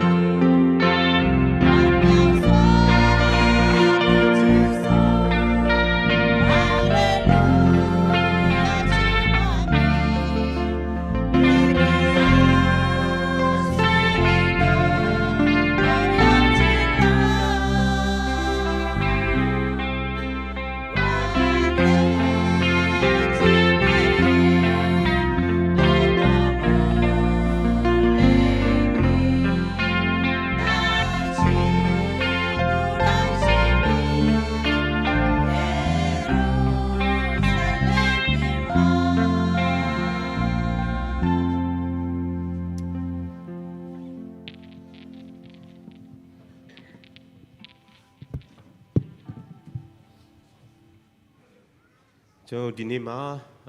အထူးသဖြင့်ကျွန်တော်ချစ်တဲ့ဖခင်ကြီးဆရာဦးခန့်ကျင်စွမ်းရဲ့နောက်ဆုံးတော့ဂါရဝဝတ်ပြုကိုးကွယ်ခြင်းအစီအစဉ်မှာဒီနေရာလေးမှာကျွန်တော်တို့ကိုဆရာကိုဂုဏ်ပြုနိုင်အောင်နေအိမ်ကနေအင်မတန်ချစ်လာစွာသောခင်မွန်းတဲ့အင်မတန်ချစ်လာစွာသောဖခင်ကြီးကိုဗိမာန်တော်မှာဒီနေရာလေးမှာဝတ်ပြုပေးဖို့ရန်အတွက်အခွင့်ပေးတဲ့ကျွန်တော်ရဲ့ချစ်လာစွာသောဆရာမကြီးတော်အင်းမြင့်ကိုဖြစ်စေပြီးရင်ဆရာရဲ့တူဒီတော်သားတယောက်သေးတော်သားစိုးထနိုင်ခေါ်ဟောက်ခန်းတွန်းအပေါ်မှာကျေးဇူးအများကြီးတင်တယ်လို့ကျွန်တော်ဖော်ပြချင်ပါတယ်ဒါရဲ့နာမည်ကစိုးထနိုင်ဖြစ်တယ်လို့အဖေပေးထားတဲ့နာမည်ဟာဟောက်ခန်းတွန်းဆိုပြီးတော့မှဖခင်ကမဲ့ထားပေးတဲ့နာမည်လေးဖြစ်တယ်ဆိုတော့ဒီနေ့မှာဒီလိုမျိုးဂုဏ်ပြုနိုင်ဖို့ရန်အတွက်ခွင့်ပြုပေးတဲ့အတွက်ကျေးဇူးတင်တယ်မန္တလေးမှာဆရာဆုံးတာနဲ့ညမှာကျွန်တော်တို့အတူတူဆရာရဲ့ရုပ်ကလပ်ကိုထားထားတဲ့နေရာနားလေးမှာကျွန်တော်တို့အိတ်ကြတယ်ဆရာမကြီးကိုကျွန်တော်ခွင့်တောင်းတယ်ဆရာမကျွန်တော်တို့ဇာပနာအစီအစဉ်ကိုဘယ်လိုလုပ်ချင်တယ်လဲကျွန်တော်မေးတဲ့အခါမှာဆရာတို့အသင်းတော်ကနေပဲစီစဉ်မှာအသင်းတော်ကနေပဲအကောင်းဆုံးဥဆောင်ပေးပါဆိုပြီး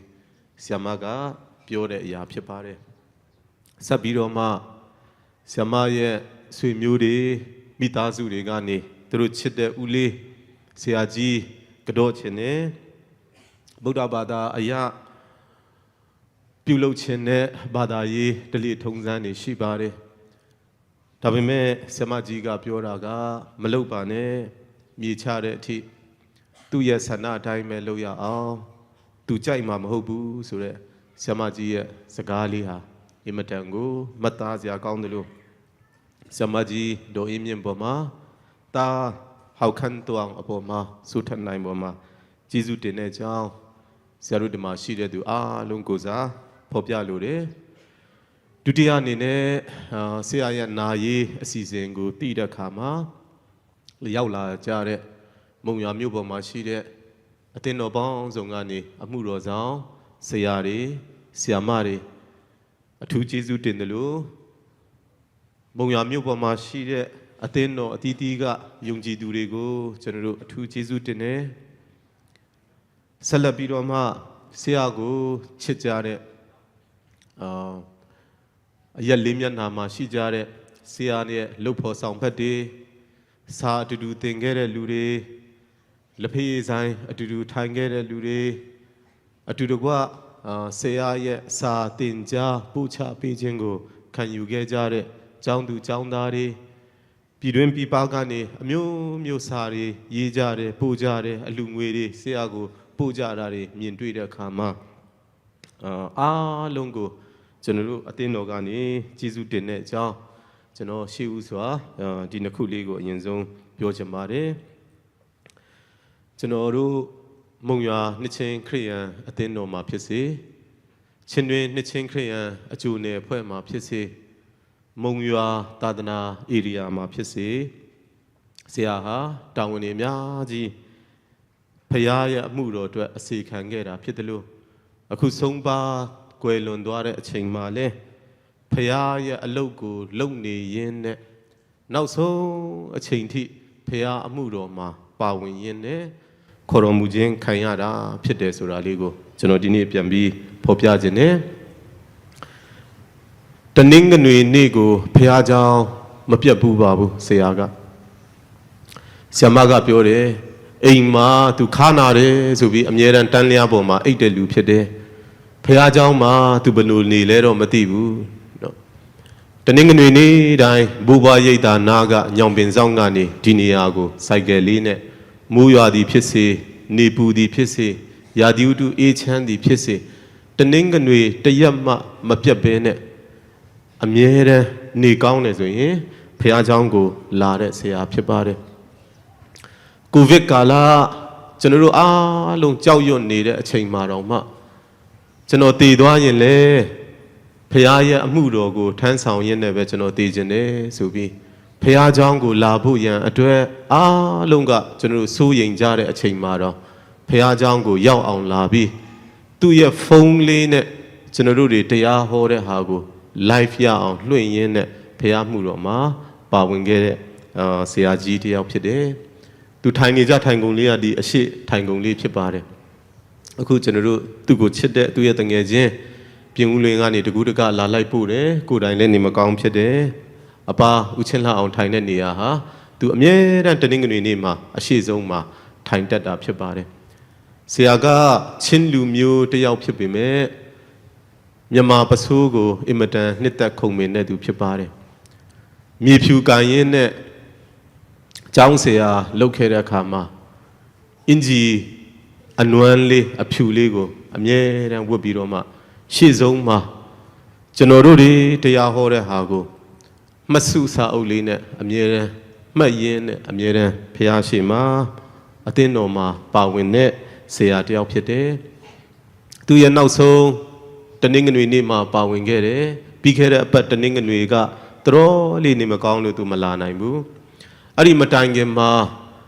ကျွန်တော်တို့ချင်းတွင်းအကျိုးနယ်ဖွဲ့မှာရှိတဲ့ဆရာဆရာမတွေရှိပါတယ်ကျွန်တော်ဒီမှာသင်တန်းလုပ်ကြတဲ့အခါမှာကျမ်းစာသင်တန်းလုပ်တဲ့အခါမှာအဆုံးထိပါဝင်တယ်ကလေးဝမှာရှိတဲ့ဆရာတော်ထန်ကိတ်ဆိုတဲ့ဆရာကဆရာကျေးဇူးပြုပြောပေးပါကျွန်တော်မမေ့နိုင်ဘူးသူငိုရင်းနဲ့သူပြောတယ်ဆရာလူတွေကိုတော့အများကြီးမပြောပါနဲ့ကျွန်တော်လည်းကျူရှင်တွေမပြတော့ငွေကြီးအဆင်မပြေဘူး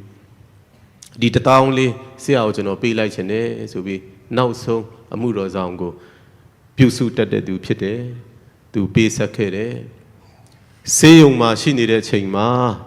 ကျွန်တော်တို့မြတ်တော်ဝင်ဆေးခန်းကိုခေါ်သွားပြီးသူ့ရဲ့နှလုံးဟာပုံမှန်မဟုတ်ဘူးအမြန်ဆုံးမန္တလေးကိုခေါ်မှရမယ်လို့ပြောတဲ့အချိန်မှာကျွန်တော်တို့ကအပြင်မှာလူနာတင်ကားအတွက်ရှုပ်ရှက်ခတ်နေတဲ့အချိန်မှာအသင်းတော်မှာရှိတဲ့တင်းထောက်လူကြီးဖြစ်တဲ့ဂျောရှွာပါလို့ကျွန်တော်ခေါ်တဲ့ဦးဗန်ဇလီယန်ကိုအသင်းတော်မှာရှိတဲ့ခါနာဖမှာရှိတဲ့ငွေကြေးလေးတွေသူပမာထားတယ်သူတခုခုဖြစ်လို့ဆိုရင်အဲ့ဒီပတ်စံကိုစရင်စရာတွေဘယ်လိုရှိတယ်နော်ဆိုတာကိုနောက်ဆုံးအချိန်ထိအသက်သေးဆုံးခံဒီအချိန်ထိဖျားမှုတော်မှာပါဝင်ခဲ့တာဖြစ်တယ်ဆိုတာလေးကိုကျွန်တော်ဒီနေ့ပြန်လည်ပြီးတော့မှဆရာကိုဂုဏ်ပြုရင်းနဲ့ဖော်ပြခြင်းနဲ့ကျမ်းပိုက်လေးတစ်ပိုက်ဖတ်ချင်ပါတယ်တိမောသေဩရာစာဒုတိယစာဆောင်ခန်းကြီး၄အပိုက်ငယ်6နဲ့8ကိုကျွန်တော်ဖတ်ချင်ပါတယ်အကြောင်းမူကားငါကိုရစ်ပေါ်မှာလောင်းရသောအချိန်ရှိပြီးစုတေရသောအချိန်ရောက်လေပြီးကောင်းစွာသောတိုက်လှန်ခြင်းကိုငါပြုပြီးပြေးရသောလမ်းကိုအဆုံးတိုင်အောင်ပြေးပြီးယုံကြည်ခြင်းတရားကိုစောင့်ရှောက်ပြီးယခုမှစ၍ဓမ္မတရဖူသည်ငါအဖို့တူထားလျက်ရှိ၏ထိုနေ့ရက်၌တရားသဖြင့်စီရင်သောသူဒီဟုသောသခင်ဖျားသည်ထိုတရဖူကိုငါ၌အပ်ပေးတော်မူမည်ထိုမြတ်မကပေါ်ထွန်းတော်မူခြင်းကိုတောင်းတသောသူအပေါင်းတို့၌လည်းအပ်ပေးတော်မူမည်ဖတ်ကြားသောနှုတ်ကပတ်တော်ပေါ်မှာဖျားရှင်ကောင်းကြီးပေးပါစေကျွန်တော်အသင်းတော်မှာအမှုတော်ဆောင်ဖြစ်တဲ့အခါမှာဆရာမမောဒဇင်တို့ကျွန်တော်ရဲ့လုပ်ဖို့ဆောင်ဘက်ဆရာမတွေကျွန်တော်တို့လူငယ်တွေဖြစ်တယ်ကျွန်တော်တို့အင်မတန်ကိုဖခင်ကျေးဇူးတော်ခံစားရပါတယ်ဖခင်ကိုအင်မတန်ချစ်တဲ့ဖခင်တွေနဲ့ကျွန်တော်တို့လက်တွဲရတယ်အသင်းတော်မှာဥက္ကဋ္ဌဖြစ်တဲ့ဦးလေးဦးကျော်ဝင်းဆောင်ရွက်ပေးတယ်ဒီနေ့ဒီမှာရှိတယ်ဦးလေးဦးခန့်ကျင်စွမ်းရဲ့လုပ်ဖို့ဆောင်ဘက်သူတို့ပြောတဲ့အရာတွေတွင်တင်တဲ့အရာတွေကျွန်တော်တို့အင်မတန်ကျေးဇူးတော်ခံစားရပါတယ်ဒီနေ့မှာလည်းဆရာဦးခန့်ကျင်စွမ်းကျွန်တော်ခုနကပြောသလိုသူနဲ့အတူတကွလှုပ်ဆောင်ခွင့်ရခဲ့တာဖခင်ရဲ့ကျေးဇူးတော်ဖြစ်ပါတယ်ဒီနေ့မှာသူ့ရဲ့အမြဲတမ်းပြောတတ်တဲ့အရာလေးတွေနဲ့အနည်းငယ်လေးကျွန်တော်တို့အတူတကွခွန်အားယူဖို့ရန်အတွက်ကျွန်တော်ပြင်ဆင်ထားတာဖြစ်တယ်ဒီနေ့ကျွန်တော်ဒီမှာအားလုံးကစုစည်းကြတဲ့အခါမှာဝန်လေးနေတဲ့သူရှိကောင်းရှိလိမ့်မယ်ပင်ပန်းနေတဲ့သူရှိကောင်းရှိလိမ့်မယ်တ ဒါပေမဲ့ကျွန်တော်တို့အတူတကွကျွန်တော်တို့ချစ်တဲ့ကျွန်တော်ရဲ့အသင်းတော်ဥက္ကဋ္ဌအတွက်ဖြစ်စေဘုရားသခင်ရဲ့တစ္ဆာရှိသောငယ်သားကောင်းအတွက်ခရစ်တော်၌ကျွန်တော်တို့ရဲ့ညီအကိုအတွက်ကျွန်တော်တို့ရဲ့ခေါင်းဆောင်အတွက်မိသားစုအပေါ်မှာအသင်းတော်အပေါ်မှာလှုပ်ဖော်ဆောင်ဘက်အပေါ်မှာအင်မတန်လူပီတာပြီးတော့မှဉာဏ်ပညာနဲ့ပြည့်စုံပြီးတော့မှချစ်ချင်းမေတ္တာနဲ့ရှိသောလူတစ်ယောက်ကိုကျွန်တော်ဒီနေ့ဒီနေရာမှာဂုဏ်ပြုနေကြတာဆိုတာလေးကိုကျွန်တော်ရှေးဥစွာပြန်လည်ပြီးတော့မှဖော်ပြချင်ပါတယ်ဆရာဥက္ကဋ္ဌစွမ်းဟာဖရာသခင်ကိုအင်မတန်ချစ်ခင်နှစ်သက်တဲ့လူတစ်ယောက်ဖြစ်ပါတယ်ကျွန်တော်ခုနကပြောသလိုတနင်္ဂနွေနေ့ကိုမပြတ်ချင်တဲ့သူယုံကြည်သူတစ်ယောက်ကျွန်တော်ရဲ့ဖခင်တစ်ယောက်ဖြစ်တယ်ဆင်းရဲတဲ့အခါမှာချမ်းသာတဲ့အခါမှာမကြမ်းမာတဲ့အခါမှာကြမ်းမာတဲ့အခါမှာအသက်သေးဆုံးသည့်တိုင်အောင်သူကူးကွယ်တဲ့ဘုရားသခင်စီမှာတစ္ဆာရှိခဲ့တယ်ဆိုတာလေးကိုကျွန်တော်ဒီနေ့ဖော်ပြခြင်းနဲ့အဲ့ဒီအပြင်အမြဲတမ်းသူ့မှာရှိတဲ့အရာလေးတစ်ခုဟာ support others ဆိုတော့ကျွန်တော်တို့ပြောနေတယ်သူတစ်ပါးကိုကူညီတတ်တဲ့အရာလေးဖြစ်ပါတယ်ကျွန်တော်ဒီဆရာရဲ့ရုပ်ကလပ်ရှိမှာကျွန်တော်ပြောတဲ့အခါမှာကျွန်တော်အားလုံးအဲ့ဒီအရာလေးကိုဒီနေ့ပြန်ပြီးယူသွားစီခြင်းနဲ့အဲ့ဒါကဘာလဲဆိုရင်ကျွန်တော်နေရာမှာခရစ်တော်သာဆိုရင်ဘယ်လိုတွေးမလဲဆိုတာဆရာအမြဲတမ်းပြောတတ်တဲ့စကားလေးဖြစ်ပါတယ်ဆရာတို့စဉ်းစားပါစကားမပြောခင်မှာဆရာမတို့စဉ်းစားပါယုံကြည်သူတွေစဉ်းစားပါကျွန်တော်တို့တစ်ခုခုကိုစဉ်းစားတော့မယ်ဆိုရင်ဆုံးဖြတ်တော့မယ်ဆိုရင်ပြောတော့မယ်ဆိုရင်ကျွန်တော်တို့ရဲ့နေရာမှာခရစ်တော်သာဆိုရင်ဘယ်လိုတွေးမလဲဆိုတော့အတွေးလေးတစ်ချက်လောက်စဉ်းစားပါအဲ့ဒီအတွေးလေးသာရှိတယ်ဆိုရင်ကျွန်တော်တို့ပြောတဲ့အရာစဉ်းစားတဲ့အရာဆုံးဖြတ်တဲ့အရာဟာမှန်ကန်သွားပါလိမ့်မယ်လို့အမြဲတမ်းနှစ်ချိုက်နဲ့မိန်ရည်ရှက်ရည်နဲ့ခရစ်တော်ရဲ့တည်င်းကောင်းကိုအမြဲတမ်းပြောတတ်တာဖြစ်ပါတယ်သခင်ယေရှုခရစ်တော်ဟာချစ်ချင်းမေတ္တာနဲ့ပြည့်တဲ့ဘုရားသခင်ဖြစ်တယ်လူတွေကိုတနာတတ်တဲ့သူဖြစ်တယ်ယောဂအနာယောဂဝေဒနာခံစားနေရတဲ့လူတွေမြင်တဲ့အခါမှာမနေနိုင်ဘူးကုသပေးတဲ့လူဖြစ်တယ်ဆင်းရဲသားတွေကိုမြင်တဲ့အခါမှာမနေနိုင်ဘူးပေးကမ်းတတ်တဲ့လူဖြစ်တယ်မတရားမှုတွေရှိတဲ့အခါမှာငွေကြေးချမ်းသာတဲ့လူဘက်ကနေအာနာရှိတဲ့သူဘက်ကနေယက်တီတာမဟုတ်ဘဲနဲ့အငယ်ဆုံးသောသူလို့ကျွန်တော်တို့ခေါ်တဲ့ဖိနှိပ်ခံရတဲ့လူတွေဘက်ကနေသခင်ယေရှုဖခင်သခင်ယေရှုခရစ်တော်ဟာအမြဲယက်တီခဲ့တာဖြစ်ပါတယ်ဒါကြောင့်ဆရာကကျွန်တော်တို့ကိုပြောခဲ့တဲ့အရာလေးကျွန်တော်နောက်ကနေလိုက်ဆိုစီခြင်းပါတယ်ကျွန်တော်နေရာမှာအားလုံးလိုက်ပြောကြည့်အောင်ကျွန်တော်နေရာမှာခရစ်တော်သာဆိုရင်ဘယ်လိုတွေးမလဲတစ်ခေါက်လောက်ကျွန်တော်အားလုံးလိုက်ပြောကြည့်အောင်ကျွန်တော်နေရာမှာခရစ်တော်သာဆိုရင်ဘယ်လိုတွေးမလဲချစ်ချင်းမေတ္တာနဲ့ပြည့်စုံတဲ့ဖခင်တရားမျှတ sorry နော်ချစ်ချင်းမေတ္တာနဲ့ပြည့်စုံတဲ့ဖခင်သခင်တရားမျှတခြင်းနဲ့ပြည့်စုံတဲ့ထိုသခင်ယေရှုခရစ်တော်ရဲ့နေရာမှာကျွန်တော်တို့ဟာမတွေးခင်မပြောခင်မလုပ်ခင်မှာစဉ်းစားမယ်ဆိုရင်ဘယ်လောက်ကောင်းမလဲဆိုတာကျွန်တော်တို့ကိုပြောခဲ့တဲ့ဆရာရဲ့စကားလေးကိုကျွန်တော်ဒီနေ့ပြန်ပြီးတော့မှဖော်ပြချင်ပါတယ်ကျွန်တော်တို့အတူတကွဒီအသင်းတော်မှာကျွန်တော်တို့ပါဝင်ကြတယ်ခရီးတွေအတူတကွထွက်ကြတယ်သာသနာအတွက်အစည်းအဝေးတွေကျွန်တော်တို့ထိုင်ကြတယ်တာရေးနာရေးတွေကျွန်တော်တို့အမြဲတမ်းကျွန်တော်တို့သွားလာတဲ့အခါတိုင်းမှာဆရာကနှိတ်ချစွာနဲ့အမြဲတမ်းနေတတ်တဲ့လူတစ်ယောက်ဖြစ်ပါတယ်ဆရာရဲ့ဇာပနာမို့လို့ဒီနေရာမှာကောင်းတဲ့စကားတွေကိုပဲကျွန်တော်ရွေးပြီးပြောတာမဟုတ်ပါဘူးဆရာဥခန့်ချင်းစွမ်းနဲ့ပတ်သက်ခဲ့တော်သူအယောက်ချင်းစီတိုင်းဆရာအသက်တာကိုအားလုံးကသိကြမှာပါ ကျွန်တော်တို့အားလုံးကသူ့ကိုသိကြတာဖြစ်ပါတယ်ဆရာနှစ်ချိုက်စွာနဲ့အမြဲတမ်းပြောဆိုတတ်တဲ့အရာလေးနောက်တစ်ခုကဘာလဲဆိုရင်သခင်ယေရှုခရစ်တော်ဂျေရုရှလင်မြို့ကိုမြင်းစီးပြီးတော့မှဝင်လာခဲ့တဲ့အခါမှာလူတွေကဟောရှနဆိုပြီးအဲ့ဒီသခင်ယေရှုခရစ်တော်ကိုကြိုဆိုကြတာဖြစ်တယ်မြင်းကိုကြိုဆိုတာမဟုတ်ပါဘူးမြင်းရဲ့ကြောပေါ်မှာလိုက်စီးလာတဲ့သခင်ကိုကြိုဆိုတာဖြစ်တယ်ဒါကြောင့်ဖခင်ရဲ့အမှုတော်မှာကျွန်တော်တို့ကောင်းမှုကုသိုလ်တွေကျွန်တော်တို့ပါဝင်တဲ့အခါမှာဖခင်ရဲ့အမှုတော်မှာကျွန်တော်တို့ပါဝင်ကြတဲ့အခါမှာတကယ်တော့ကျွန်တော်တို့ရဲ့အပေါ်မှာရှိနေတာဘာလို့လဲဆိုရင်သခင်ယေရှုခရစ်တော်ဖြစ်တယ်သခင်ယေရှုခရစ်တော်ကိုပဲကျွန်တော်တို့ချီးမွမ်းကြရအောင်လို့ဆရာအမြဲတမ်းပြောသလိုဒီနေ့ဆရာအတွက်ကျွန်တော်တို့ပြောနေတဲ့အရာတွေအားလုံးဟာသူမွေးလာတဲ့အချိန်ကနေတည်ဆုံးသည့်တိုင်အောင်အစဉ်အမြဲချီးမွမ်းလာတဲ့အသက်ရှင်တဲ့ထာဝရဘုရားကိုချီးမွမ်းတာဖြစ်ပါတယ်ဟာလေလုယာအသက်ရှင်တဲ့ဘုရားကိုကျွန်တော်ချီးမွမ်းတာဖြစ်တယ်လောကမှာကျွန်တော်တို့အသက်ရှင်တဲ့ချိန်မှာလူတိုင်းဟာအိမ်သုံးလုံးမှာကျွန်တော်နေရတယ်လို့ပြောပါတယ်ပထမအိမ်ကပါလဲဆိုရင်တအိမ်လို့ခေါ်ပါတယ်အမေရဲ့တအိမ်ထဲမှာကျွန်တော်တို့အားလုံးဟာတရေတည်လာကြတာဖြစ်ပါတယ်အမေရဲ့တအိမ်ထဲကနေကျွန်တော်တို့မွေးလာတဲ့ခါမှာဥဝဲဆိုပြီးတော့မှကျွန်တော်တို့လူရဲ့ဘဝတက်တန်းအစပြုလာတာဖြစ်ပါတယ်တချို့ကအသက်30 40 80 80ထိကျွန်တော်တို့အသက်ရှင်ရတယ်ဒုတိယအိမ်ကဘာလို့ခေါ်လဲဆိုရင်လူလက်ဖြင့်လှုပ်သောအိမ်လို့ကျွန်တော်တို့ခေါ်တဲ့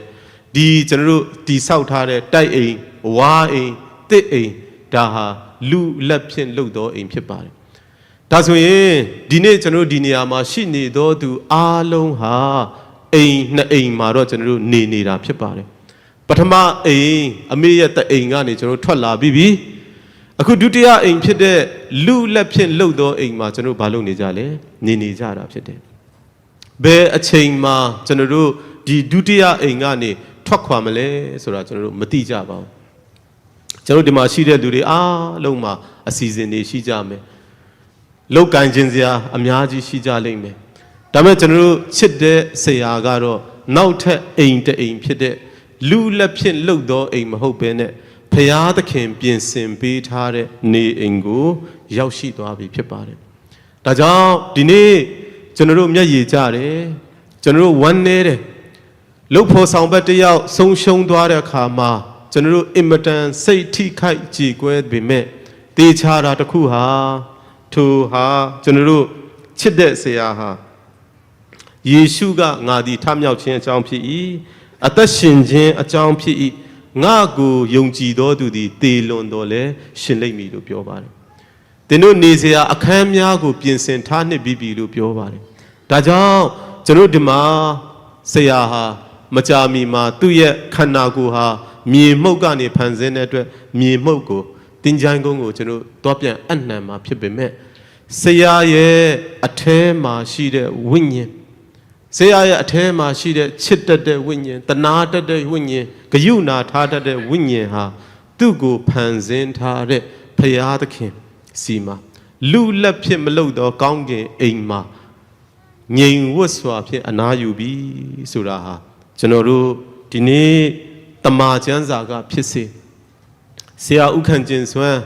မွေးဖွားလာတဲ့အချိန်ကနေအသက်82နှစ်ထိတိုင်အောင်ခိုင်မာစွာဖြင့်ယုံကြည်တဲ့သူ့ရဲ့ယုံကြည်ခြင်းဟာဒီနေ့သူ့ကိုကယ်လွတ်ပြီသူဟာကောင်းကင်နိုင်ငံမှာခါနာခြင်းမရှိတော့တဲ့နေရာမတရားမှုတွေမရှိတော့တဲ့နေရာမျက်ရည်ကျခြင်းတွေမရှိတော့တဲ့နေရာမှာငြိမ်ဝတ်စွာဖြင့်အနာယူပြီးဖြစ်တယ်ဒါကြောင့်ဒီနေ့ချစ်တော်မိခင်ကြီးအနီတော်ခင်တော်ဆမကြီးတော်အေးမြင့်ကိုဖြစ်စေသားတို့ကိုဖြစ်စေကျွန်တော်အသင်းသူအသင်းသားတွေဆရာကိုချစ်တဲ့သူတွေအားလုံးကျွန်တော်အပါဝင်ကျွန်တော်ပြန်ပြီးခွန်အားယူရအောင်လောကမှာအိမ်ဘယ်နှအိမ်ရှိတယ်လဲ3အိမ်ရှိပါတယ်ပထမအိမ်ကပါလဲတအိမ်ဖြစ်တယ်ဒုတိယအိမ်ဟာလူလက်ဖြင့်လှုပ်သောအိမ်ဖြစ်တယ်တနေ့ကျရင်ကျွန်တော်တို့လည်းဒီအိမ်ကနေဘာလုပ်မလဲခွဲခွာကြရမှာဖြစ်တယ်ဆရာကတော့နောက်သူသွားရမယ့်အိမ်ကိုကောင်း 82နှစ်လုံးတည်ဆောက်ခဲ့ပြီးဖြစ်တယ်ယုံကြည်ခဲ့တယ်ယုံကြည်တဲ့အတိုင်းအဆုံးတိုင်အောင်ရှောက်လှမ်းတဲ့အခါမှာဘုရားသခင်ရဲ့ရင်ခွင်တော်မှာငြိမ်ဝတ်စွာဖြင့်အနားယူနေပြီဖြစ်တယ်ဆိုတာလေးကိုဒုတိယအနေနဲ့ကျွန်တော်ဖော်ပြချင်ပါတယ်နောက်ဆုံးတစ်ခုအနေနဲ့ကြံရစ်ခဲ့သောကျွန်တော်တို့တွေအတွက်ကျွန်တော်တို့အတူတကွခွန်အားယူရအောင်ဆရာမကြီးကပြောပါတယ်အိမ်မှာဆရာနဲ့ကျမနဲ့2ယောက်ပဲရှိတယ်ညီငယ်စိုးထက်နိုင်ကကားဂိတ်မှာအလုပ်လုပ်ရတဲ့ခါမှာအိမ်မှာအမြဲတမ်းမရှိနိုင်ဘူးသူကဒီဘက်မှာခါနာလို့လှဲတယ်ကျမကဒီဘက်ထိုင်ကုန်မှာထိုင်နေဆရာမရှိတော့ရင်အဲ့ဒီအိမ်မှာကျမတယောက်တည်းဘယ်လိုနေရမှာလဲဆိုတာဆရာမကြီးပြောတဲ့အရာလေးဖြစ်ပါတယ်ကျွန်တော်တို့လည်းအင်မတန်ကိုခံစားရတဲ့အရာဖြစ်ပါတယ်အိမ်တအိမ်မှာဖခင်တယောက်ဆုံးရှုံးသွားပြီဆိုရင်အိမ်ရဲ့အိမ်ခေါင်မှုမရှိတဲ့အိမ်နဲ့တူတယ်လို့ပြောပါတယ်အိမ်မှာဖခင်မရှိတော့ဘူးဆိုရင်ဖခင်ကြီးကအိုနေပေမဲ့ဘာမှမလုပ်နိုင်ပေမဲ့အဖေရှိနေတယ်ဆိုရင်လမ်းသွားလမ်းလာတွေကဖြစ်စေရက်ွက်သေးကဖြစ်စေလူအားလုံးကအဖေရှိခြင်းအားဖြင့်လုံခြုံခြင်းကိုမိသားစုကဘာလို့ရလဲဆိုရင်ခံစားရပါတယ်လူတိုင်းကလည်းဖခင်ရှိတဲ့အိမ်ကိုဘာလို့လဲဆိုရင်လေးစားကြပါတယ်ဒီနေ့ဖခင်မရှိတော့တဲ့အခါမှာအင်မတန်ကိုမိသားစုအတွက်ခက်ခဲမှာဖြစ်ပါတယ်တခုအနေနဲ့ကျွန်တော်တို့ဒီနေ့ကျွန်တော်ခွန်အားပေးခြင်းနဲ့ကျွန်တော်တို့ဒီဖခင်တွေကိုတန်ဖိုးထားရအောင်ဖခင်တွေကိုကျွန်တော်တို့ချစ်ရအောင်ကျွန်တော်အမြဲတမ်းဇာဗနာအစီအစဉ်မှာကျွန်တော်အမြဲတမ်းပြောတာကကျွန်တော်ဟာချင်းတိုင်းရင်းသားလူမျိုးတစ်ယောက်ဖြစ်တဲ့အခါမှာကျွန်တော်တို့ချင်းလူမျိုးတွေကတည်သွားပြီဆိုရင်တောင်ပေါ်မှာကျွန်တော်ပြောတာပါဒီမှာပြောတာမဟုတ်ပါဘူးတောင်ပေါ်မှာဆုံးသွားပြီဆိုရင်အကောင်းဆုံးချင်းကုတ်အင်ဂျီဈေးအကြီးဆုံးကုတ်အင်ဂျီကိုဝတ်ပေးကြပါတယ်အကောင်းဆုံးဘောင်းဘီကိုဝတ်ပေးကြတယ်သူတခါမှအသက်ရှင်တော့မှမစီးဘူးတဲ့အကောင်းဆုံးဘုဖနက်ကိုဝယ်ပြီးစီးပေးကြပါတယ်ကျွန်တော်တို့အမြဲတမ်းပြောဖြစ်တဲ့အရာကျွန်တော်လည်းအမြဲတမ်းပြောဖြစ်တဲ့အရာကအဲ့ဒီအဝတ်စားတွေကို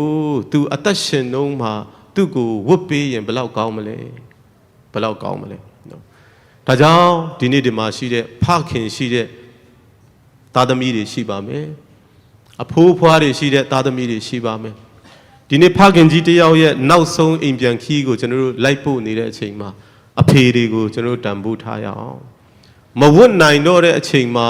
ဝယ်ပေးပြီးဝတ်ပေးတာထက်သွားတွေမကောင်းနိုင်တော့လို့မစားနိုင်တော့တဲ့အချိန်မှာအဖေရေစားပါဦးဆိုပြီးအတင်းတိုက်ပြီးတော့မှကျွန်တော်တို့ကြွေးမွေးတာထက်အသက်ရှင်နေတဲ့အချိန်စားနိုင်တောက်နိုင်တဲ့အချိန်လေးမှာကျွန်တော်တို့ပြုစုကြရအောင်ကျွန်တော်ရဲ့အသင်းတော်မှာအပါဥထန်ဒိတ်လျံကျွန်တော်ဆုံးပါသွားပါတယ်အင်မတန်အရွယ်ကောင်းတဲ့ချိန်မှာဖြစ်တယ်အပါဥခင်ခန့်ကင်ဆုံးပါသွားတယ်အင်မတန်အရွယ်ကောင်းတဲ့ချိန်ဖြစ်ပါတယ်အပါပကျင်းသူကတော့အသက်80ကျော်ဖြစ်ပေမဲ့အင်မတန်ကိုအရွယ်ကောင်းပါသေးတယ်ပေါ့နော်အခုဆရာဥခန့်ကျင်စွမ်းဆုံးပါသွားတဲ့အခါမှာကျွန်တော်ခံစားရတဲ့အရာကကျွန်တော်တို့ဖခင်တွေဒီမှာရှိနေတဲ့ဖခင်တွေကျွန်တော်ကျမ်းမာရေးဂရုစိုက်ဖို့လိုတယ်မိသားခေါ်တော်မူခြင်းခံရတဲ့အခါမှာဆရာမလည်းအမြဲတမ်းပြောပါတယ်သွားပါဆေးသွားကုပါဆေးသွားကုပါဆေးခန်းသွားပါလို့ပြောတဲ့အခါမှာဆရာကအမြဲတမ်းညင်းတယ်နော်မသွားရဘူးဆရာမကိုပြောတယ်အိမ်ကနေမထွက်ခင်မှာကျွန်တော်တို့ကတော့မသိဘူးပေါ့ဆေးခန်းသွားပြလို့ငါယောဂကင်ဆာတွေပါတယ်ဖြစ်တယ်ဆိုရင်ငါ့ကိုမကုနဲ့နော်390 380ကုန်မယ်ဆိုရင်မကုပါနဲ့ဘာကြောင့်သူအဲ့လိုပြောလဲဆိုရင်ကြံရစ်တဲ့သားနဲ့ဇနီးတဲ့အတွက်အများကြီးဘာလို့လဲဆိုရင်စဉ်းစားလို့ဖြစ်တယ်ဆိုတာကျွန်တော်တို့တွေ့ရတဲ့အရာဖြစ်တယ်ဒါကြောင့်ဒီနေ့ကျွန်တော်ခွန်အားပေးခြင်းနဲ့ချစ်တော်ဖခင်များကျွန်တော်တို့ကျမ်းမာရေးကိုဂရုစိုက်ကြရအောင်ကျမ်းမာရေးကိုဂရုစိုက်ကြရအောင်မိသားစုအတွက်ရှာဖွေလောက်ကင်နေရင်းနဲ့အိမ်တော်မိသားစုအတွက်စဉ်းစားတဲ့အခါမှာ ကိုကျမ်းမာရေးကိုကျွန်တော်တို့မေ့တဲ့အချိန်အများကြီးရှိတဲ့အခါမှာဒီနေ့ဆရာကကျွန်တော်တို့ကိုသူ့ရဲ့ယုတ်ကလတ်အားဖြင့်ကျွန်တော်တို့ကိုစကားပြောနေတယ်ကျွန်တော်တို့အသက်ရှည်ဖို့ရန်အတွက်လိုတယ်ဖခင်နေကျွန်တော်တို့ကျမ်းမာဖို့ရန်အတွက်လိုတယ်ကျွန်တော်တို့ကျမ်းမာမှပဲကျွန်တော်တို့အသက်ရှည်မှပဲကျွန်တော်တို့ရဲ့ဇနီးတွေကျွန်တော်တို့ရဲ့သားသမီးတွေကျွန်တော်တို့ရဲ့မြေးတွေကျွန်တော်တို့ရဲ့အသင်းတော်တွေကိုဘာလုပ်နိုင်မလဲဆိုရင်စောင့်ရှောက်နိုင်မှာဖြစ်တယ်ထိုနည်းတူယေရှုပြည့်မိခင်များကိုခင်မွန်းတွေကိုချစ်ပေးကြပါမိခင်တွေကိုရဲ့ခင်မွန်းတွေရှိပါလိမ့်မယ်စေမတောက်ချင်တာရှိမယ်စေခံမပြချင်တာရှိမယ်ကျမ်းမာရေးကိုဂယုမဆိုင်နိုင်လောက်အောင်တခါတလေဂယုဆိုင်ပေမဲ့ငွေရေးကြေးရေးစဉ်းစားပြီးတော့မှသားသမီးတွေနဲ့အိမ်ထောင်အတွက်ဝန်ကိုထမ်းထားတဲ့ကျွန်တော်တို့ရဲ့ဖခင်တွေကျွန်တော်တို့ရဲ့ဇနီးတွေကိုကျွန်တော်တို့ချစ်ကြရအောင်ဆိုတာလေးကိုကျွန်တော်ဒုတိယအနေနဲ့ကျွန်တော်ခွန်အားပေးခြင်းတယ်။ဘာကြောင့်လဲဆိုရင်တမန်ကျမ်းစာမှာကျွန်တော်တို့ကိုပြောပါတယ်မိဘကိုယူသေးစွာပြုလို့မိဘကိုယူသေးစွာပြုတော်သူဟာဘာခံစားရမလဲဆိုပြည်တော်မှာကောင်းစားပြီးအသက်တာရှည်ကြလိမ့်မယ်လို့ကျွန်တော်တို့ကိုပြောထားပါတယ်။ဒါကြောင့်ချစ်တော်အသင်းသူတင်သားများချစ်တော်လှုပ်ဖို့ဆောင်ဖက်များဒီနေ့ဒီနေရာမှာရှိနေတော်သူများဒီနေ့ကျွန်တော်ခွန်အားပေးခြင်းတဲ့အရာမဝတ်နိုင်တော့တဲ့အခါမှာမဝယ်ပေးပါနဲ့မစားနိုင်တော့တဲ့အခါမှာမဝယ်ပေးပါနဲ့စားနိုင်တဲ့အချိန်ဝတ်နိုင်တဲ့အချိန်မိဘကိုပြုစုနိုင်တဲ့အချိန်မှာအကောင်းဆုံးပြုစုကြရအောင်မိဘကိုယူတည်ခြင်းဟာဖရာသခင်ကကျွန်တော်တို့ကိုပြည်တော်၌ကောင်းစားပြီးအသက်တာရှည်ကြလိမ့်မယ်လို့ကျွန်တော်တို့ကိုပြောထားတဲ့အရာလေးဖြစ်ပါတယ်နောက်ဆုံးတစ်ခုအနေနဲ့ကျွန်တော်ဘာကိုဖော်ပြခြင်းလဲဆိုတဲ့အခါမှာကျွန်တော်တို့ဖခင်ကြီးဟာကျွန်တော်တို့ကိုချစ်ချင်းမေတ္တာရှိဖို့ရန်အတွက်ကျွန်တော်တို့တွေအတူတကွစီလုံးဖို့ရန်အတွက်အမြဲတမ်းလိုချင်တဲ့ဖခင်တစ်ယောက်ဖြစ်တယ်လူဘဝဟာခဏလေးဖြစ်ပါတယ်ကျွန်တော်တို့ရဲ့နေထိုင်ရတဲ့တိုင်းပြည်အထူးသဖြင့်စကိုင်းတိုင်းကျွန်တော်တို့မုံရွာမြို့အင်မတန်ခက်ခဲတဲ့ကာလမှာကျွန်တော်တို့နေထိုင်တာဖြစ်တယ်ဒါကြောင့်ကျွန်တော်တို့တယောက်နဲ့တယောက်ကျွန်တော်တို့ချစ်ကြရအောင်တယောက်နဲ့တယောက်လူဘဝခဏလေးဖြစ်တယ်ခဏလေးဖြစ်တယ်မြန်မာလူကျွန်တော်ပြောရင်ကွေးတော်လဲမဆက်မီဆန့်တော်လဲမကွေးမီခဏလေးဖြစ်တဲ့အခါမှာဒီအသက်ရှင်တဲ့ခဏလေးမှာတယောက်နဲ့တယောက်နာကျင်စေဖို့ရထက်တယောက်နဲ့တယောက်ကျွန်တော်တို့ဝမ်းနည်းစေဖို့ဒီအထက်ကျွန်တော်တို့တွေမေတ္တာတရားကိုရှေ့မှာကျွန်တော်တို့ထားရအောင်ကျွန်တော်ရဲ့တိုင်းပြည်အမတန်ကိုနှိမ့်ကျသွားတဲ့အချိန်မှာကျွန်တော်ရဲ့ဘေးပတ်ဝန်းကျင်မှာခက်ခဲခြင်းတွေအများကြီးရှိတဲ့အချိန်မှာလူတွေကကျွန်တော်တို့လူသားမဆန်မှုလာများလာတဲ့အချိန်မှာချစ်ချင်းမေတ္တာနဲ့ကျွန်တော်တို့အသက်ရှင်ရအောင်ထိုစကားဟာကျွန်တော်တို့ကိုဒီနေ့ဒီဖခင်ကြီးကကျွန်တော်တို့ကိုဖော်ပြခဲ့တဲ့အရာတွေဖြစ်ပါတယ်ကျမ်းပိုက်လေးတစ်ပိုက်လေးကိုကျွန်တော်ဖတ်ချင်ပါတယ်ရှမသက်ခရစ်ဝင်ခန်းကြီး25အပိုင်ငယ်21အရှင်ကလည်းတာဓုသစ္စာရှိသောငယ်သားကောင်တင်သည်အမှုငယ်၌သစ္စာစောင့်နေပြီများစွာသောအမှုအခွင့်ကိုတင်၌ငါအပ်ပေမည်တင်ဤသခင်နှင့်အတူစီးစိမ်ကိုဝင်စားလိုဟုမိန့်တော်မူ၏ကျွန်တော်ချစ်တဲ့ဆရာကတော့တာဓုသစ္စာရှိသောငယ်သားကောင်အဖြစ်နဲ့အဆုံးတိုင်အောင်သခင်စီမှာသူရောက်ရှိသွားပြီဖြစ်ပါတယ်ကျွန်တော်ယုံကြည်ပါတယ်ဆရာရဲ့ဥကောင်းမှာဖရာသခင်ပေးထားတဲ့တရဖူနဲ့ကျွန်တော်တို့ကိုကြည်နေမှာဖြစ်တယ်အဲ့ဒီတရဖူဟာရွှေတရဖူမဟုတ်ပါဘူးဖြောင့်မတ်ခြင်းတရဖူဖြစ်ပါတယ်ဘာကြောင့်လဲအမြဲတမ်းအတ္တတာမှာယူသားစွာနဲ့နှိမ့်ချစွာနဲ့ဖြောင့်မတ်စွာနဲ့အသက်ရှင်ခဲ့တဲ့ဆရာရဲ့ခေါင်းမှာဖြောင့်မတ်ခြင်းတရဖူနဲ့ကျွန်တော်တို့ကိုဒီနေ့ကြည်နေမှာဖြစ်တယ်ကျွန်တော်တို့တွေပြန်ပြီးတော့မှဆရာရဲ့နောက်ဆုံးသောအချိန်လေးကိုဆရာပြောခဲ့တဲ့အရာလေးတွေပြန်လဲအောက်မေ့ပြီးကျွန်တော်တို့ဆရာရဲ့ရုပ်ကလပ်လေးကိုကျွန်တော်တို့တုတ်တန်ကိုပြန်လဲပြီးတော့မှပို့ဆောင်ကြရအောင်ငါနေရာမှာခရစ်တော်သားဆိုရင်ဘယ်လိုတွေးမလဲဆိုတဲ့စကားလေးဟာဆရာရဲ့စကားလေးဖြစ်တယ်လို့ကျွန်တော်ဒီနေ့ခွန်အားပေးခြင်းတဲ့အရာကမိဘကိုယူတည်စွာပြုရအောင်အသက်ရှင်နေတဲ့အချိန်မှာတယောက်နဲ့တယောက်ချေရအောင် အသက်ရှင်နေတဲ့ချိန်မှာတယောက်နဲ့တယောက်ကျွန်တော်တို့တန်ဖိုးထားကြရအောင်ဆိုတာလေးဟာကျွန်တော်ဒီနေ့အထူးသဖြင့်ကျွန်တော်ဖော်ပြခြင်းတဲ့အရာဖြစ်တယ်ကျွန်တော်တို့လှုပ်ဆောင်သမျှအရာအားလုံးဟာဖျားဘုံထင်ရှားဖို့ရန်အတွက်ပဲဖြစ်တယ်ယေရုရှလင်မြို့ထဲကိုမြင်းကလေးစီးလာတာသခင်ယေရှုခရစ်တော်ရဲ့သခင်ယေရှုခရစ်တော်ကိုကြိုဆိုကြတာဖြစ်တယ်မြင်းကလေးကိုကြိုဆိုကြတာမဟုတ်ပါဘူးဒီနေ့မှလည်းဆရာရဲ့ရုပ်ကလလေးကိုကျွန်တော်တို့ဒီနေရာမှာဖခင်เจ้าထဲမှာထားတဲ့အရာနောက်ဆုံးအချိန်ထိကျွန်တော်တို့သူ့ကိုလိုက်လံပို့ဆောင်တဲ့အရာဟာဖခင်ကိုကျွန်တော်တို့ချီးမွမ်းနေတာဖြစ်တယ်ဖခင်ရဲ့မှုတော်မှာသစ္စာရှိစွာဖြင့်အဆုံးတိုင်အောင်ဆက်ကပ်ခဲ့တဲ့ကျွန်တော်တို့ဖခင်ကြီးတယောက်ကိုလိုက်လံပို့ဆောင်နေတာဖြစ်တယ်ဆိုတာကိုပြောရင်းနဲ့ကျွန်တော်နှီးကုန်းချုပ်ခြင်းနဲ့အရောက်ချင်းစီတိုင်းပေါ်မှာဖခင်ရှင်ကောင်းကြီးပေးပါစေဒီကနေ့ကျမတို့ဆရာဥက္ကဋ္ဌချင်းစွမ်းရဲ့နောက်ဆုံးဝတ်ကိုပြုရတဲ့ဝတ်ပြုခြင်းကိုယ်ွယ်ခြင်းအစီအစဉ်မှာပါဝင်တဲ့သူတွေအားလုံးဘုရားရှင်ဆက်လက်ကောင်းချီးပေးပါစေဆက်လက်ပြီးတော့ကျမကြေညာစရာလေးကိုကြေညာမှာဖြစ်တယ်လာမယ့်ဘက်စနေနေ့ကတော့ကျမတို့ပြန်လည်ပြီးတော့အောင်မေဆုတောင်းခြင်းအစီအစဉ်ကိုဒီအသင်းတော်မှာပဲနနက်10:00 နာရီမှာပြုလုပ်မှာဖြစ်တယ်အားလုံးလာရောက်ဖို့ရန်အတွက်ဖိတ်ခေါ်ခြင်းနဲ့နောက်တစ်ခုအနေနဲ့ကျမတို့ဒီခုတချင်းကျမတို့တည်ဆိုမှာဖြစ်တယ်တချင်းကားတိုင်းလန်ဖြစ်အိမ်တို့ရောက်ကျူးလို့တည်ဆိုနေတဲ့အချိန်မှာဆရာရဲ့ရုပ်ခန္ဓာကိုပြန်လဲပြီးတော့တည်ဆောင်သွားမှာဖြစ်ပါတယ်ကျမတို့ပရိသတ်တွေကတော့တချင်းကိုပြီးဆုံးထိတိုင်အောင်ကျမတို့ချီးမွမ်းတည်ဆိုသွားမှာဖြစ်ပါတယ်အဲဒီနောက်မှာကျမတို့ကားတွေကိုကျမတို့ဒီဆရာတော်တွေစီးတဲ့ကားအရင်ဆုံးထွက်မှာဖြစ်တယ်နောက်ပြီးတော့ကျမတို့ရဲ့ဒီရုပ်နာရေးကားထွက်မှာဖြစ်တယ်အဲဒီနောက်မှာမိသားစုရင်ကျမတို့ထွက်ပြီးတော့ကျမတို့အားလုံးမိမိကားတွေပြင်ဆင်ထားပါတယ်မိမိတို့အဆင်ပြေတဲ့အချိန်တိုင်းမှာကျမတို့အတူတကွထွက်ဖို့ရန်အတွက်ဖြစ်တယ်ဆိုတဲ့အရာလေးကိုဖော်ပြချင်ပါတယ်ဆိုတော့ကျမတို့တွေကဒီလိုကျမတို့တွေအားလုံးပေါ့နော်ကျမတို့ဂုဏ်တော်ချီးမွမ်းဖို့ရန်အတွက်ဖြစ်တယ်ပရိသတ်တွေလည်းကျမတို့တခြင်းတွေအကုန်လုံးတည်ဆိုချီးမွမ်းပြီးမှကျမတို့ကအောက်ကိုဆင်းဖို့ရန်အတွက်ဖြစ်ပါတယ်ကျမတို့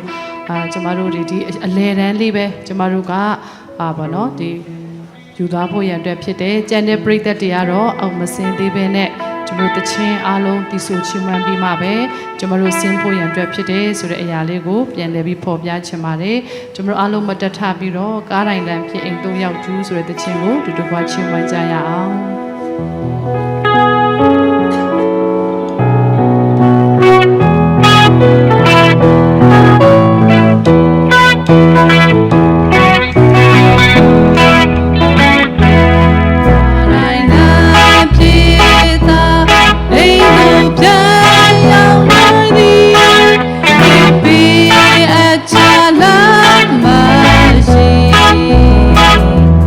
Sweet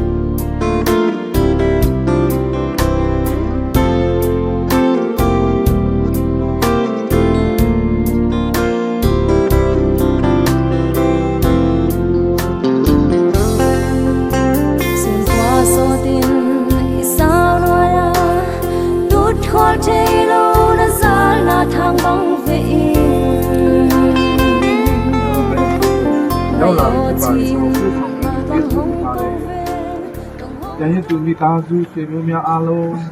ကျွန်တော်တို့အသိတော်မိသားစုများအားလုံးပေါ်မှာဆက်လက်ပြီးတော့ကိုတော်တန်ရှင်လုံးဝင်းတော်သူပါရှိတဲ့ကောင်းကြီးချပေးလမ်းပြပြီးပါဥဆောင်ပြီးတော့ဒီချအနံ့ရမယ့်အသေးဆရာတော်ကိုလည်းကောင်းကြီးပေးပါအသုံးပြုပါရှင်းမွင်းခြင်းသခြင်းတွေကျွန်တော်တို့ရဲ့စုကောင်းခြင်းနဲ့ပါဝင်ရမယ့်ဒီအချိန်လေးကိုလည်းသူ့ပဲတိမှတ်ကောင်းကြီးပေးတော်မူပါမိသားစုတယောက်စီတိုင်းတို့ကိုလည်းကိုတော်ဘုရားခံမှလာတယ်လူတို့ကြံစည်မမီတဲ့ငြိမ်သက်ခြင်းနှစ်သိမ့်မှုတွေဝမ်းမြောက်မှုတွေကျမ်းမာမှုတွေကိုလည်းဆက်လက်ပေးသနာနေတော်မူပါမြေအကြောင်းဒီမြေချအနံ့ရဲ့အစီအစဉ်ကျွန်တော်တို့ရဲ့စုကောင်းခြင်းချိန်နာရီစပြုတဲ့အခါမှာဒီကုသိုလ်ပေါင်းစီမွန်းပြီးတော့အမိစုဘုရားနာမကိုပဲအမိပြုတဲ့စုကောင်းဆက်ကအနံ့ထားကြပါဘုရားအာမင်သင်္ဘော